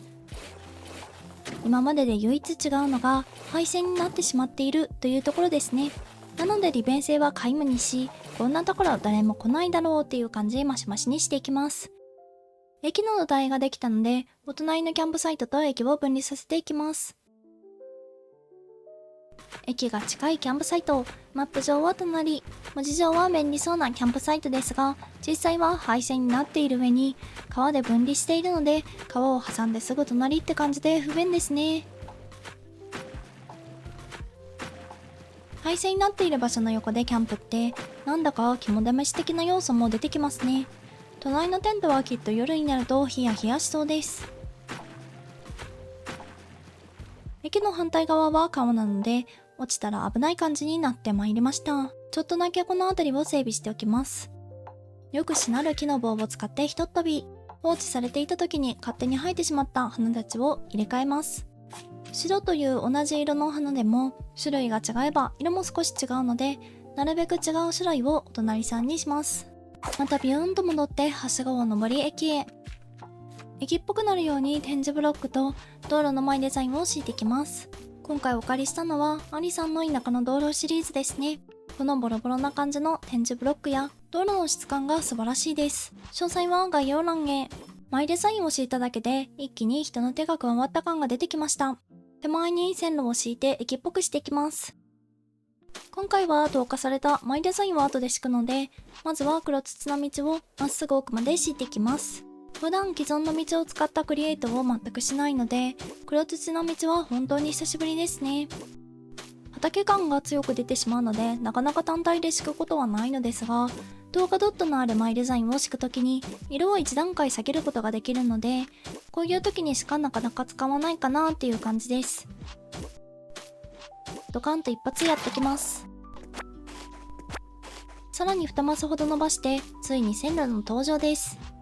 この線路のマイデザインもアリさんのマイデザインです。クオリティが高すぎるので敷くだけで達成感が出てしまう代物です。先ほどの道路のマイデザインと質感が似ているので、揃えた方がまとまって見えるなーって感じです。思っているより線路が長すぎたのでちょっと調整。2つ揃えるとかなりリアルな線路になりますね。今回の動画はいつもより撮影時間が短いので、ちょっとゆっくりめに編集しています。線路ができるだけで駅な感じがプンプンします。ここからさらに駅っぽくしていきます。そうだ、階段をつけようと思い立ってしまったので、作った段差を削ります。ナチュラルなスロープ、丸太の階段、石の階段、青い鉄骨階段と迷いに迷い、色が一番少ない石の階段にしました。グレーの鉄骨階段があったら即決だったんですけどね。次は線路奥にトンネルを作っていきます。お城の門を3つ置き、その奥にバーゴラを置いてトンネルっぽくしていきます。トンネルといえば山がないとトンネルも何も生まれないので、この周りは木でモリモリにしていきます。トンネルといえば崖なので崖作りです。駅地はだいたい山に隔たれていて、どこかに行くにも山越え必須。そんな感じの場所を作っている最中ですね。大規模な山にはしないので、木が2本ぐらい植えれればいいかなぐらいの大きさです。エリアが区切られればいいので、そんなに大きくなくても OK。はしごで登って植林タイム。広葉樹を手前に奥に針葉樹を。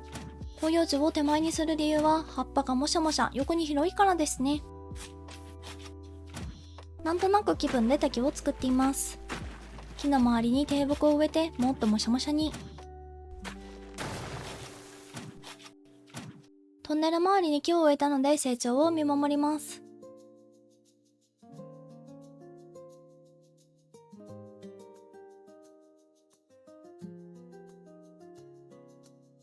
ちょっと山の中っぽくしたいので、もっと木などを植えてモリモリにしていきます。ここで登場するのは毎度おなじみ麦畑。森感を出すためには必須ですね。手前の崖にはつるをかけます。少しでも緑を足していく計画ですね。未踏の地っぽく草ももしゃもしゃ。たまに電柱を置いて人がいた跡を残します。トンネル周りができましたが、バランスが限りなくおかしいので、いろいろと調整していきます。まずは力の源を皿ごと食べて、木を根元から引っこ抜きます。皿ごと食べることに意味がありそうですよね。サイズ調整のために同じ木をもう一度植えています。ちょっと崖を拡張してさらに木を植える準備。最近作った島の中で一番木を植えている島ですね。まだ島の3割くらい育ちですが、島評価星5ついただいております。ルズランがたくさん生えてきたので、それでクリエイトできたらいいなーなんて甘い目論みを立てています。次は駅の目の前の更地の整備。崩れた石垣っぽくするために間を空けて設置。侵食してきた草たちを石垣の間に添えて、花も添えると島の雰囲気に合ってきますね。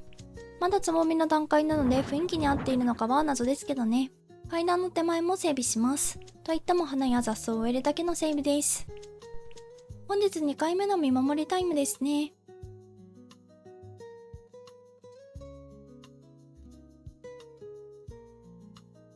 生やすターンは終了したので、駅の飾り付けのターンです。使われていない感を出すためにつるを駅のホームに引っ掛けていきます。前面を追うと集合体になり気持ち悪いとなるので、たまに間を空けながら設置。電柱の位置は奥の電柱と縦のラインを合わせています。駅っぽくするためにレトロな停留所、キャンプ場の看板、丸い街灯を置きます。椅子と駅名の看板、街灯のみの小さな駅ができました。別角度だとこんな感じ。ペンギンがテチテチ歩いてきますね。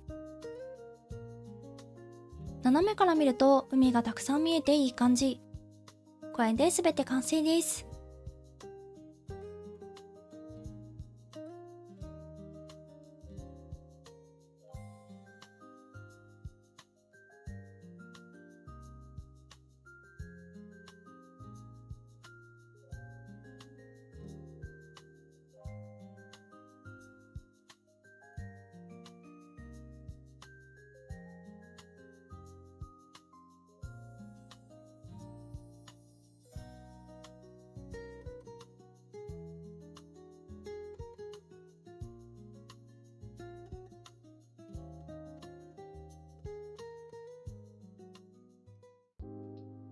では早速現地まで小走りで向かいます。いろいろと柵で塞がれているので回り道は必須ですね。ずいぶん昔に作った川沿いの住宅街の右側ら辺の目印の雑草まで走ります。さあ、ここが唯一残っている更地。何もない状態が気持ちがいいですね。毎度おなじみマップ確認です。今回作る範囲はこちら。一区画とちょっとって感じですね。ご覧の通り、もうほとんど更地がないので、もう少しで島が完成します。最初は住民宅を設置するために1決め。大体の位置の目星はすでについているのですが、念のため確認ということでカメラを起動しています。地平線に向かってまっすぐ走り、まあこの辺かと思える場所を探します。結局目星のついている雑草付近ですね。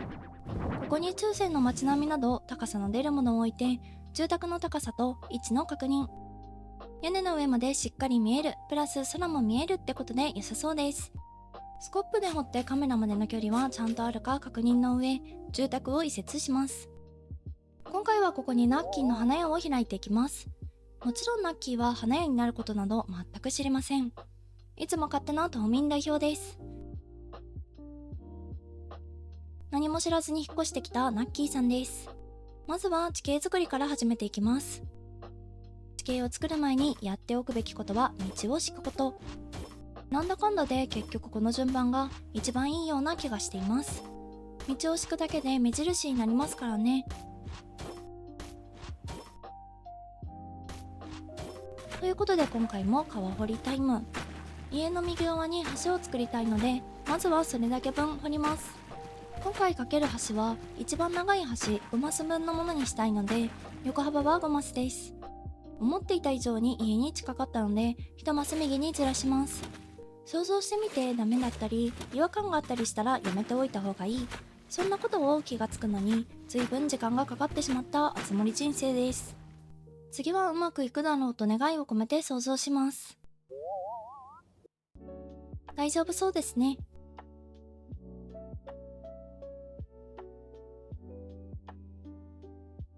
家の鱗屋根とこの木製の橋、砂利道でなんだかちょっと和風な感じも出てきてしまいました。遠くから見ると橋が画面外へ出て、長い橋にも見えてグッド。これがやりたかったんだよこれという自己満足に浸っています。家の周りをまた水に沈めていくので、沈めてはいけないところを掘って目印をつけていきます。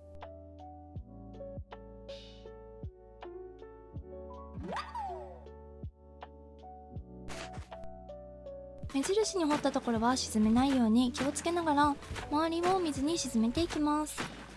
島クリエイトの最中に虫取り、魚釣り、レシピ集めなどついやりがちです。一旦目印のところからカメラを起動して川の一番端を決めていきます。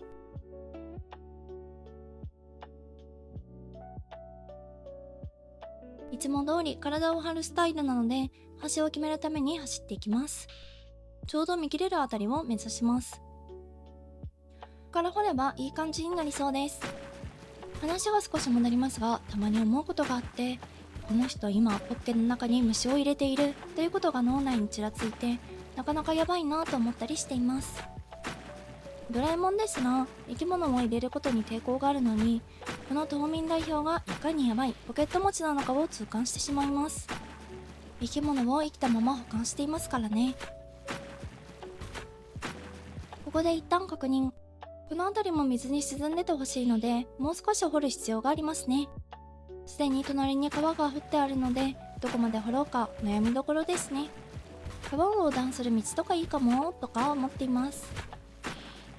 まだ見えるあの陸地、ちょっと憎いですね。見える部分を消すためには、ここの細長い道を消さねばならないようです。ちょっと気に入っていたので少し残念な気持ちです。奥の陸地が消えてすっきりとした印象になりました。今掘った川と案内所横の陸地も同じように掘り進めます。さっきの川の間に道がある感じが好きだったので、向こうにできないならこっちでやればいいじゃないという気持ちでここに作っています。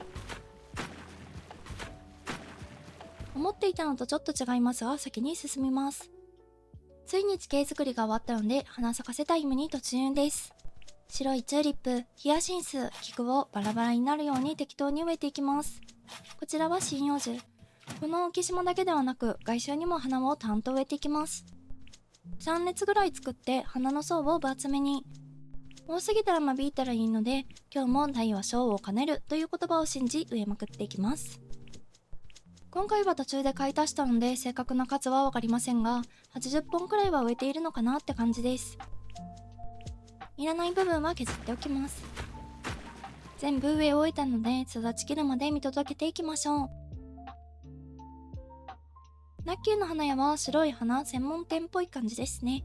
ついに家具の飾り付けをしていきます。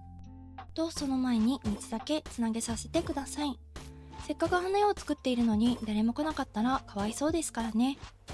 植えすぎた花を調整します。ちょっと花の層が分厚すぎましたね。花屋さんあるあるの倉庫作り。こちらお借りしたマイデザイン。リアルな感じが素晴らしいです。水車の代わりに風車。次回作では水車とかも欲しいなとか思っています。水やりが大切なので欠かせない水系アイテム。濃いめの茶色で色を揃えています。周りの細かい部分の調整タイム。川の外周にも麦畑を置いてエリアとエリアのつなぎ目をカバーしていきます。万能アイテムすぎますね。ペンギンの家の机と椅子を勝手に移動。随分と昔に適当に置いただけなのでようやく最終位置が決まったって感じです。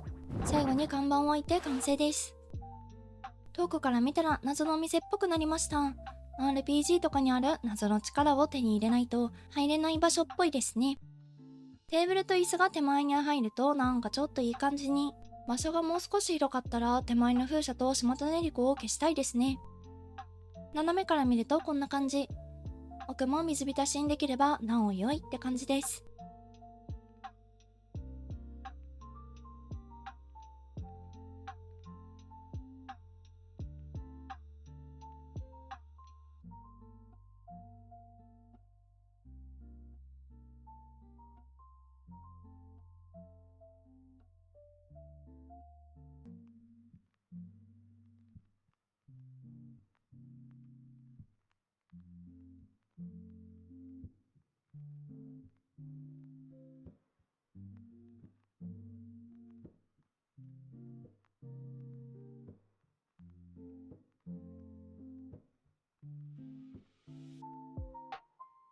今回の主役の土地はここ。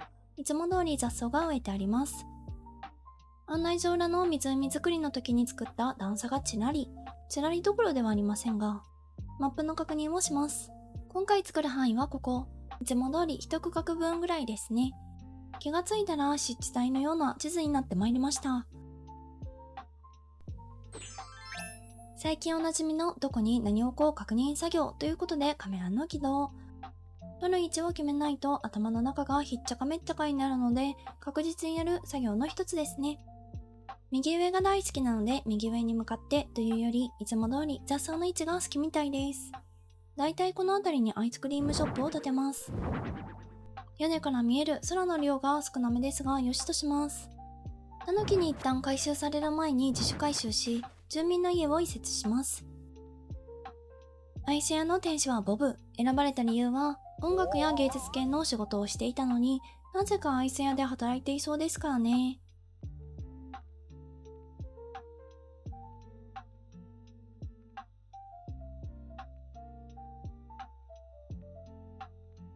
歌舞伎屋根のアイス屋さんが引っ越してきました。いらないものをぶっ壊しつつ新たに創造していきます。島には必要だけど今は必要のない石をぶっ壊しておきます。次の創造タイムは道作りですね。前回作った道とつなげておきます。ここが島で一番の分岐ポイントになりそうですね。夢見できた時にどちらに進むか迷いポイントですね。道は斜めにぐるっと S 字カーブを描くように。街ではないのでうねうね道こそ田舎の正義だと思っています。砂利道なのですでに街とはかけ離れていますけどね。途中から木の道にチェンジ。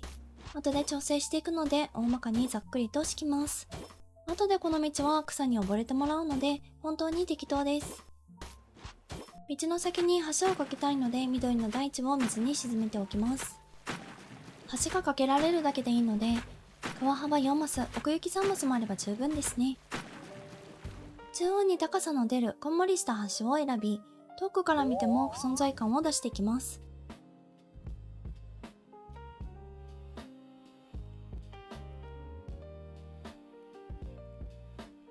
橋が家とちょっと近いような気がしますが OK です。大まかに道が敷けたので飾り付けをしつつ植物を植えていきます。田舎の定番石壁、なかなか都会では見かけませんね。一直線に横へ並べ境界線をつけていきます。羊毛印の美味しい牛乳マークを新しくマイデザインで描きました。タンクに貼れば一気にミルク缶の特大バージョンになります。毛の M 部分がなんとなく牛のシルエットに見えるようにしました。調整後こそっと配布予定です。こだわりの牛乳も使ったアイスクリーム屋は山のふもとにあるという設定にしたいので、周りに植林を施します。山のふもとで元気に育った牛たちから取れたこだわりの生乳 100% のアイスクリームって聞くと、なんか良さげな聞こえですからね。今植えているのは白いヒヤシンス。白い花の中でも一番を争う白さで、純粋な白さっぽいので採用。混ざり気のない添加物も少なさそうなアイスクリームショップのイメージ戦略です。濃厚な感じなら白いチューリップもいいと思います。毎度おなじみ、花が咲いたり木が成長するのを見届けタイムです。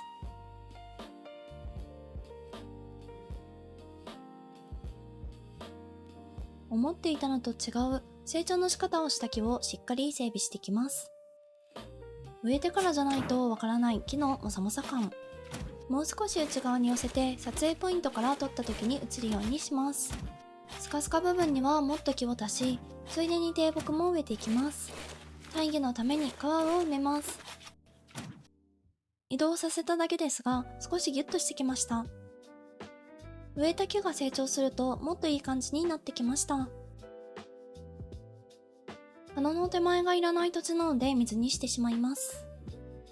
いらない土地なんて言うと大変失礼なので、水辺を確保するということにしておきます。前回作った湖がどんどん拡張されていきますね。あの時あんなに悩みながら掘り進める必要なんてものはなかったのではないか。そんな気持ちになりつつ、今日も水の範囲を広くする農民代表です。ついでに店の右側の部分も掘っていきます。道の両側を掘るとなんかいい感じになるのでお気に入り。緑の部分が水になったらなんかすっきりしたような気がします。家の奥側ら辺の調整タイムです。風車の位置をもう少し店に寄せて、岩肌がたくさん見えてしまいそうなところには釣りや高さのある麦畑を置き、もさもさ感を出すことで山っぽさを増やしていきます。以前作った山部分をさらに拡張して木を増やします。最後にやろうと思っている土地がどんどん狭くなっていることにヒヤヒヤしながら山を増やす、世界の私が何とかしてくれることを信じています。家の裏が山っぽくなってまいりました。自然がいっぱいというものは心を安らかにしてくれますね。この辺りを草に溺れさせます。使うのは麦畑。今日も目が合うだけでそこを麦畑にしてしまう能力を発揮。便利そうで不便そうな能力です。先ほど木を掘り返しましたのは麦畑が置けなかったからですね。ちょっと奥へ移動させました。あとは草がいい感じになるように周りも草で埋もれさせるだけですね。道の様子がおかしいのでちょっと調整タイム。道の形を少し右側へ寄せ、綺麗なカーブになるように調整します。C カーブの道ができました。草が増えて奥の橋が見えなくなってしまいましたが、これが私の精一杯です。最後に調整しつつ飾り付けをしていきます。アイスクリームショップっぽくなるようにお店の整備。こちらに置いたのはミルク缶。これがあるだけで一気に牛乳を使った何かがありそうな雰囲気を出してきますからね。単に牛乳漬けな人が住んでそうな感じもしますけどね。さっき椅子に置いたのはアイスでした。溶けそうですが夢見に来た人用なので OK です。増殖をせき止めるために透明なマイデザインを貼ります。ということで山のふもとのアイスクリームショップの完成です。本当にアイスが売っているのか一見わからない、そんなところがポイントです。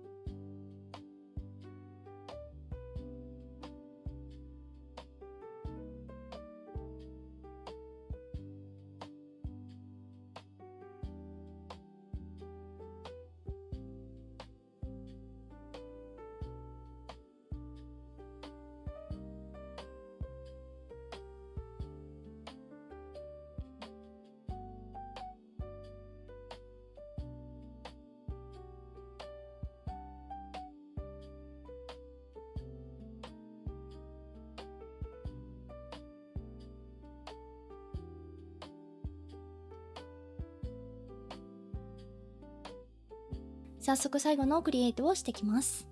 アイスクリーム屋を抜けていくと、そこには最後の更地が。今回は行き当たりばったりクリエイトなので、目指すべき雑草はありません。ここですね。ちょうどプライベートビーチが見える位置までやってきました。マップで確認作業です。今回作る範囲はここ。実はこの丸で囲んだところも更地なのですが、いいものができたら動画投稿するかもしれません。最初は階段を設置する位置をスコップで掘って決めていきます。階段は横向きにつけるので横3マス、縦2マスあれば OK。そこから道になる部分以外を2段目にしていきます。限られた土地を埋めていく作業はあまり得意な方ではないので結構悩みました。ここの高台は案内所裏の湖を作った時に作った崖ですね。そことつなげるように2段目の拡張。最初の辺に作ったエイブルシスターズの道の方にもどんどん拡張。道がかろうじて通れるくらいまで崖作りをしていきます。階段を2つ連続でつけるのでスコップで掘って位置の確認。こんなもん開けておけば大丈夫だと思うので、一番右側の穴の横に3段目を作ります。崖の大きさは縦3マス、横5マスぐらいです。先ほどの更地はこんな感じになりました。まだほとんど更地状態ですね。3段目に行く階段と位置を合わせる必要があるので、一番崖の内側に立って階段の設置。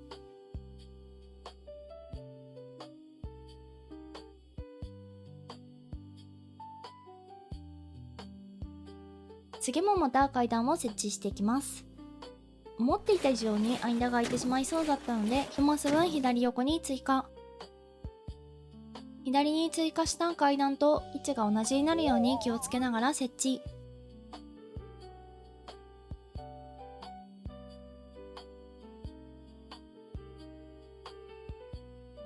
今回の大きな土台が完成したので、次は1段目から道を作っていきます。いつ作ったのかわからないエイブルシスターズの道から前回かけた橋まで道をつなげます。崖に沿って丸くなるように。この辺りも何もプランを考えていないので一発撮りで撮影しました。何も考えない方がうまくいくかもしれないということを願いながら作っています。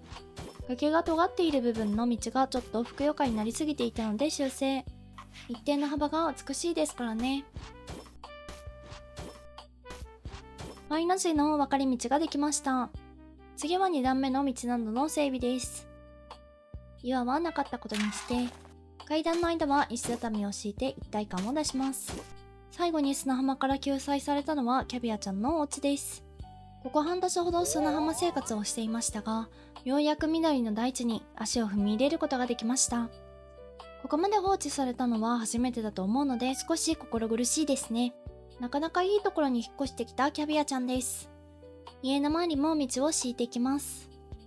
こちら新作のマイデザイン、役場の内装の床を参考にしました。こちらも同じく新作ですが、花壇を作ろうと思って12枠分描きました。実際に使っているのは1枠しかないという悲しい現実。何時間もかけて描いたのにという思いが拭いきれないので、この花壇は後に公開しておきます。いつもの砂利道は階段から家の前まで来るように敷いていきます。ちょっと敷きすぎたので消します。家の周りの道が敷けました。ここからは植栽をしていきます。マイルズの不自然な切れ目は隠したいので低木を植えます。低木はマス目いっぱいギリギリまで、なんならちょっとはみ出してるくらいの大きさが素晴らしいので、マイデザインの切れ目なのに植えがちですね。最近気がつきましたが、広葉樹を途中で成長止めするなら木の苗を買わずにフルーツを埋めればいいじゃんと気がついてしまいました。もうあつ森が発売されて5年目なのに気がつくのが遅すぎましたね。道と川の間にいつも通り花を植えていくので、川を少しだけ埋めます。道側に黄色のヒヤシンス、川側に白いチューリップを植えます。黄色のヒヤシンスが登場するのは崖上の住宅街を作って以来ですね。白いチューリップが植えられなかったので少し川を埋めます。川や池を掘ることはあっても埋めるだけの回は今回だけかもしれませんね。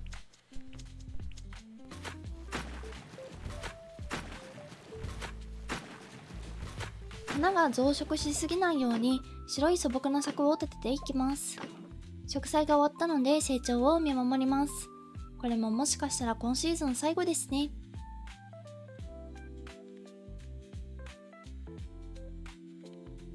手前の木は小さく、奥に行くにつれ木をちょっと大きくしときました。黄色のヒヤシンスが可愛かったので、2段目にもう少し足します。優しい色の黄色なので春を感じる色合いですね。このシーズンの作り始めは春でしたが、いつの間にか現実は秋ですね。黄色のヒヤシンスは可愛いですね。1段目を飾り付けます。崖肌が見えすぎているのがあまり好きではないので、つるを引っ掛けて緑を足していきます。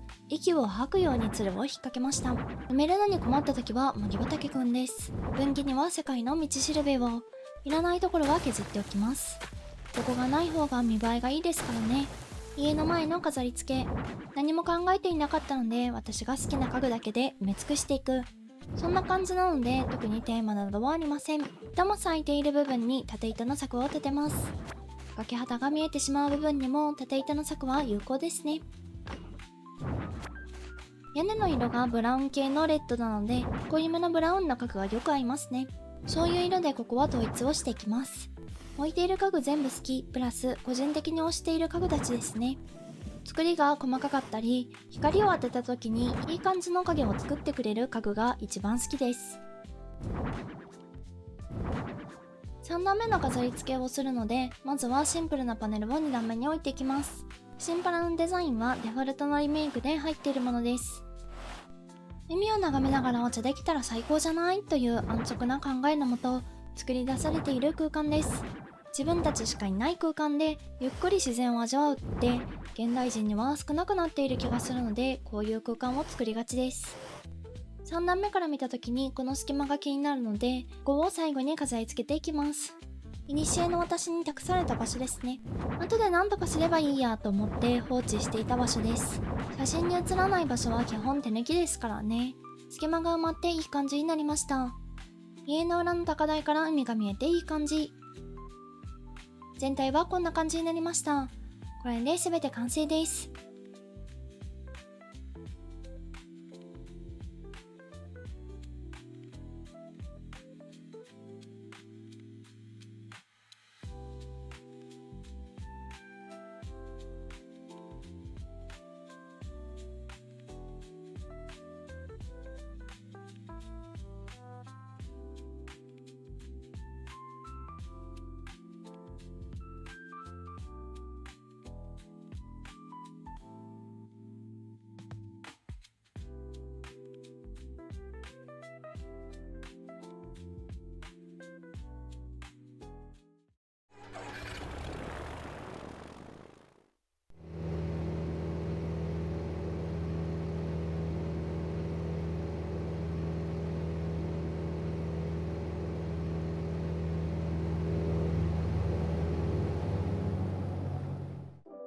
こんにちは、メイです。ついにシトロン島が完成したので、今日はシトロン島をお散歩していきます。島のテーマは花と水で溢れ返った島です。どんな島になったのか気になる方は、ぜひチャンネル登録をお願いいたします。島全体のマップはこんな感じ。マップからもわかる通り、相当水が多いですね。それでは早速シトロン島をご案内いたします。まずはエントランスです。飛行場を出たらすぐ自宅。そして自宅のポストを飛行場の前に置くことで、この島の主であるかのようにずうずうしい振る舞いをしています。自宅にぐるんと回り込む花畑がお気に入り。そんなお気に入りの花畑を踏みつけながら左へ進みます。進んだ先に見えるのは外観の揃った住宅街。写真撮影の見栄えのためにちょっと川を飛び越えます。ここは赤い屋根のお家と赤いチューリップが川を挟んで赤でお揃いって感じですね。全然色が違うのでお揃いとは何なのか疑問になりつつ先に進みます。縦売りなので置かれている家具や配置はほぼ同じ。飛行場と案内所が近いので利便性としてはグッド。家の外観で個性を出したい人にとっては住みにくいですね。橋を渡って左に進むと見えてくるのは岬。細長すぎてクリエイトが難しかったので、道とベンチだけのシンプルな構造。このクマの紙袋はチョコドーナツ。作った当初に置きました。賞味期限が怪しいですが、海を眺めながら食べてくださいね。道順に進んでいきます。ここは岬からの地形のカーブを利用した海沿いのドライブコース。君の青い車で海へ行こうというスピッツのあの曲をイメージして作った場所。学校も仕事もサボって海へ出かけたい欲まみれの場所でもあります。いつも隠しきれない欲が出ていますね。ちょっと進むとピクニックスペース。一日中ただ海を眺めながら過ごす場所です。何もかも忘れたい時用です。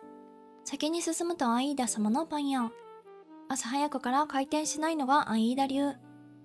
紫のヒヤシンスの道を行くと、その先にはエイブルシスターズ。ラベンダーに見立てられがちな紫のヒヤシンスは、ここでもラベンダーとして使われています。草とラベンダーが茂っていますが、ここは一応道です。またもや花をかけ分けながら奥へと進んでいきます。エイブルシスターズの横の道を行くと洗濯場へ。洗濯物を見せていかないスタイルですが、海の近くなので塩害がとてもやばいですね。一説によるとまるで潮をまとう服になるそうです。エイブルシスターズの道を右に進んでいくと、そこにはプライベートビーチが。この島は博物館にしていないので常吉に出会えません。オンボロ船が来ることはないので、いつでも綺麗なビーチです。こちらの家は一等地に佇む黒猫キャビア邸。正面の崖を登ってもらったところが撮影ポイント。木の枝の上で撮影開始するといい感じに。ビーチも堪能できて、なおかつ家の近くに海を一望できるデッキ付き。前のシーズンでは黒猫郵便局員として馬車馬のような社畜だったので、今回はゆっくりと過ごしてもらっています。家の裏にある高台はかなりお気に入りスポット。朝日を浴びながらゆっくりとコーヒーをたしなみ、飽きたらすぐに海へ飛び込めます。丁寧な暮らしをしてるって感じがしますね。このまま道を下へぐるっと下っていきましょう。橋を越えるとそこはボブが営むアイスクリームショップ。現在朝の6時40分ですが開店しているようです。働き者のところが島民代表とは大違いです。虫を追いかけていそうというイメージなだけで店主に抜擢されたボブくん。そして椅子にはいつからか置いてあるアイスクリーム。ボブお手製のアイスクリームをお楽しみくださいね。このまま蝶々を追いかけつつ下へ進んでいきます。ここのちょっとした道とかも結構好きな場所ですね。白い花の道へ行きます。また花を踏んづけていますね。業がたまりそうで罪深いです。次はナッキンの花屋さん。この辺りの花の管理は全てナッキーがしている設定です。白い花ばかりなのでこだわりでしょうね。この角度だと孤島っぽくなるので結構好きですね。水に浮いているっていうのが好きなので、どこもかしこも浮かせがちです。花と草に囲まれながらお食事もできるこの場所。虫がたからないかちょっと心配です。最初ら辺に来た道ですね。これで島の半分の紹介は終わり。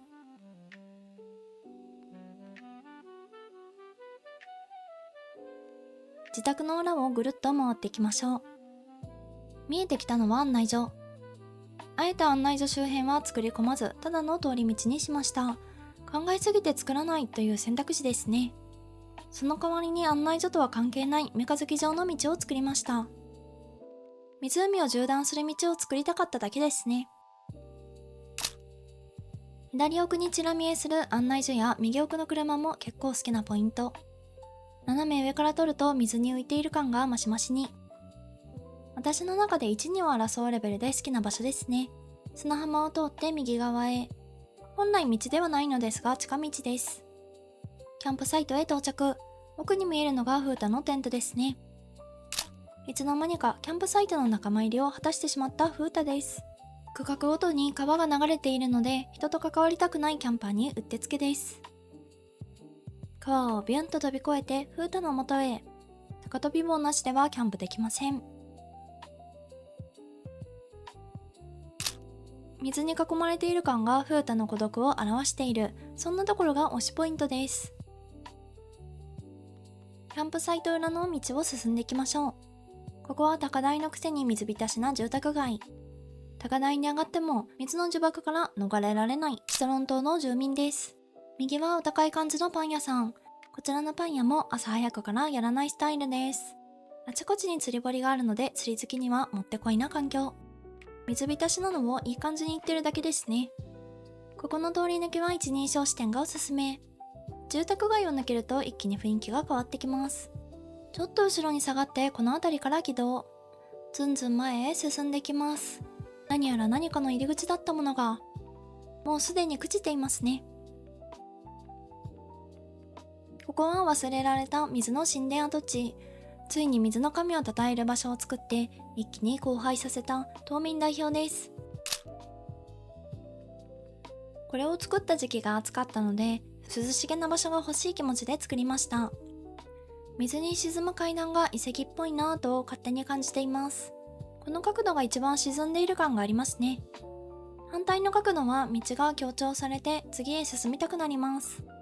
欲には勝てないので進んでいきます。この先に何が待ち構えているかというと、ただの自転車。道は行き止まりです。道はつなげないスタイルでやっています。行き着いた先は廃れたトンネル。トンネルを抜けるとそこは廃れてしまった駅です。かつては海の見える駅として有名でしたが、どこにもつながっていない線路が致命的でした。実はオランジェ島もこの位置に駅があります。こちらは慣れの果てですね。一応キャンプ場から一番近い駅ということで、一時は住民からの熱い視線が集まっていました。個人的にはこのトンネルを抜ける時が好きですね。線路の段差に気をつけながらそろりそろりと進んでいきます。お城の門を並べただけですが、何個も重ねたらトンネルに見える説を提唱していきます。ということで島の中心に戻っていきます。ちなみにここは未公開エリアだったのでお披露目ですね。ただのつなぎ目です。奥の段差が好きですが、手前の針葉樹で見えないのが欠点。並木道を通って案内所の方まで戻っていきましょう。ついに終盤へやってきました。残すところあと3カ所巡って終わりです。次の場所は何気ないけどちょっと好きな場所。のどかだなーって気持ちになりたい時に眺めています。ここの花畑は雑草と花を交互に植えて細かい花畑感を出しています。次は案内所の裏へ。案内所裏は建物で大体消されるので真裏には作らずちょっと離れたところに作りました。サブ住民の家ですね。タヌキから借金を返していないので最小サイズのお家です。背景の両脇にある低い山が実はお気に入りポイント。家の周りには橋があって道がつながっています。隠された要素が好きなのでこういうものを作りがちです。家をぐるっと回っていくとそこにはパッと見じゃわからない個性を潰されたたぬき商店があります。唯一見えているのが看板の葉っぱとドアだけ。島の外観にそぐわないという理由だけで個性を潰していく鬼畜ぶりを発揮していきます。これで島の隅々までご案内いたしました。案内所へ戻ります。シトロン島のお散歩はいかがだったでしょうか。これでシトロン島シーズン3は終わりです。夢見バンズも公開したので概要欄からご覧ください。公開期間は未定ですが、突然未公開になるかもしれないのでご了承ください。シトロン島に行ってみたいかもと思った方はぜひいいねボタン、チャンネル登録、メンバー登録がまだの方はお願いいたします。この動画の後に総集編動画を出しますので、作り方など気になる方は次回の動画をお待ちください。SNS もやっていますのでお気軽にフォローしてくださいね。最後までご視聴ありがとうございました。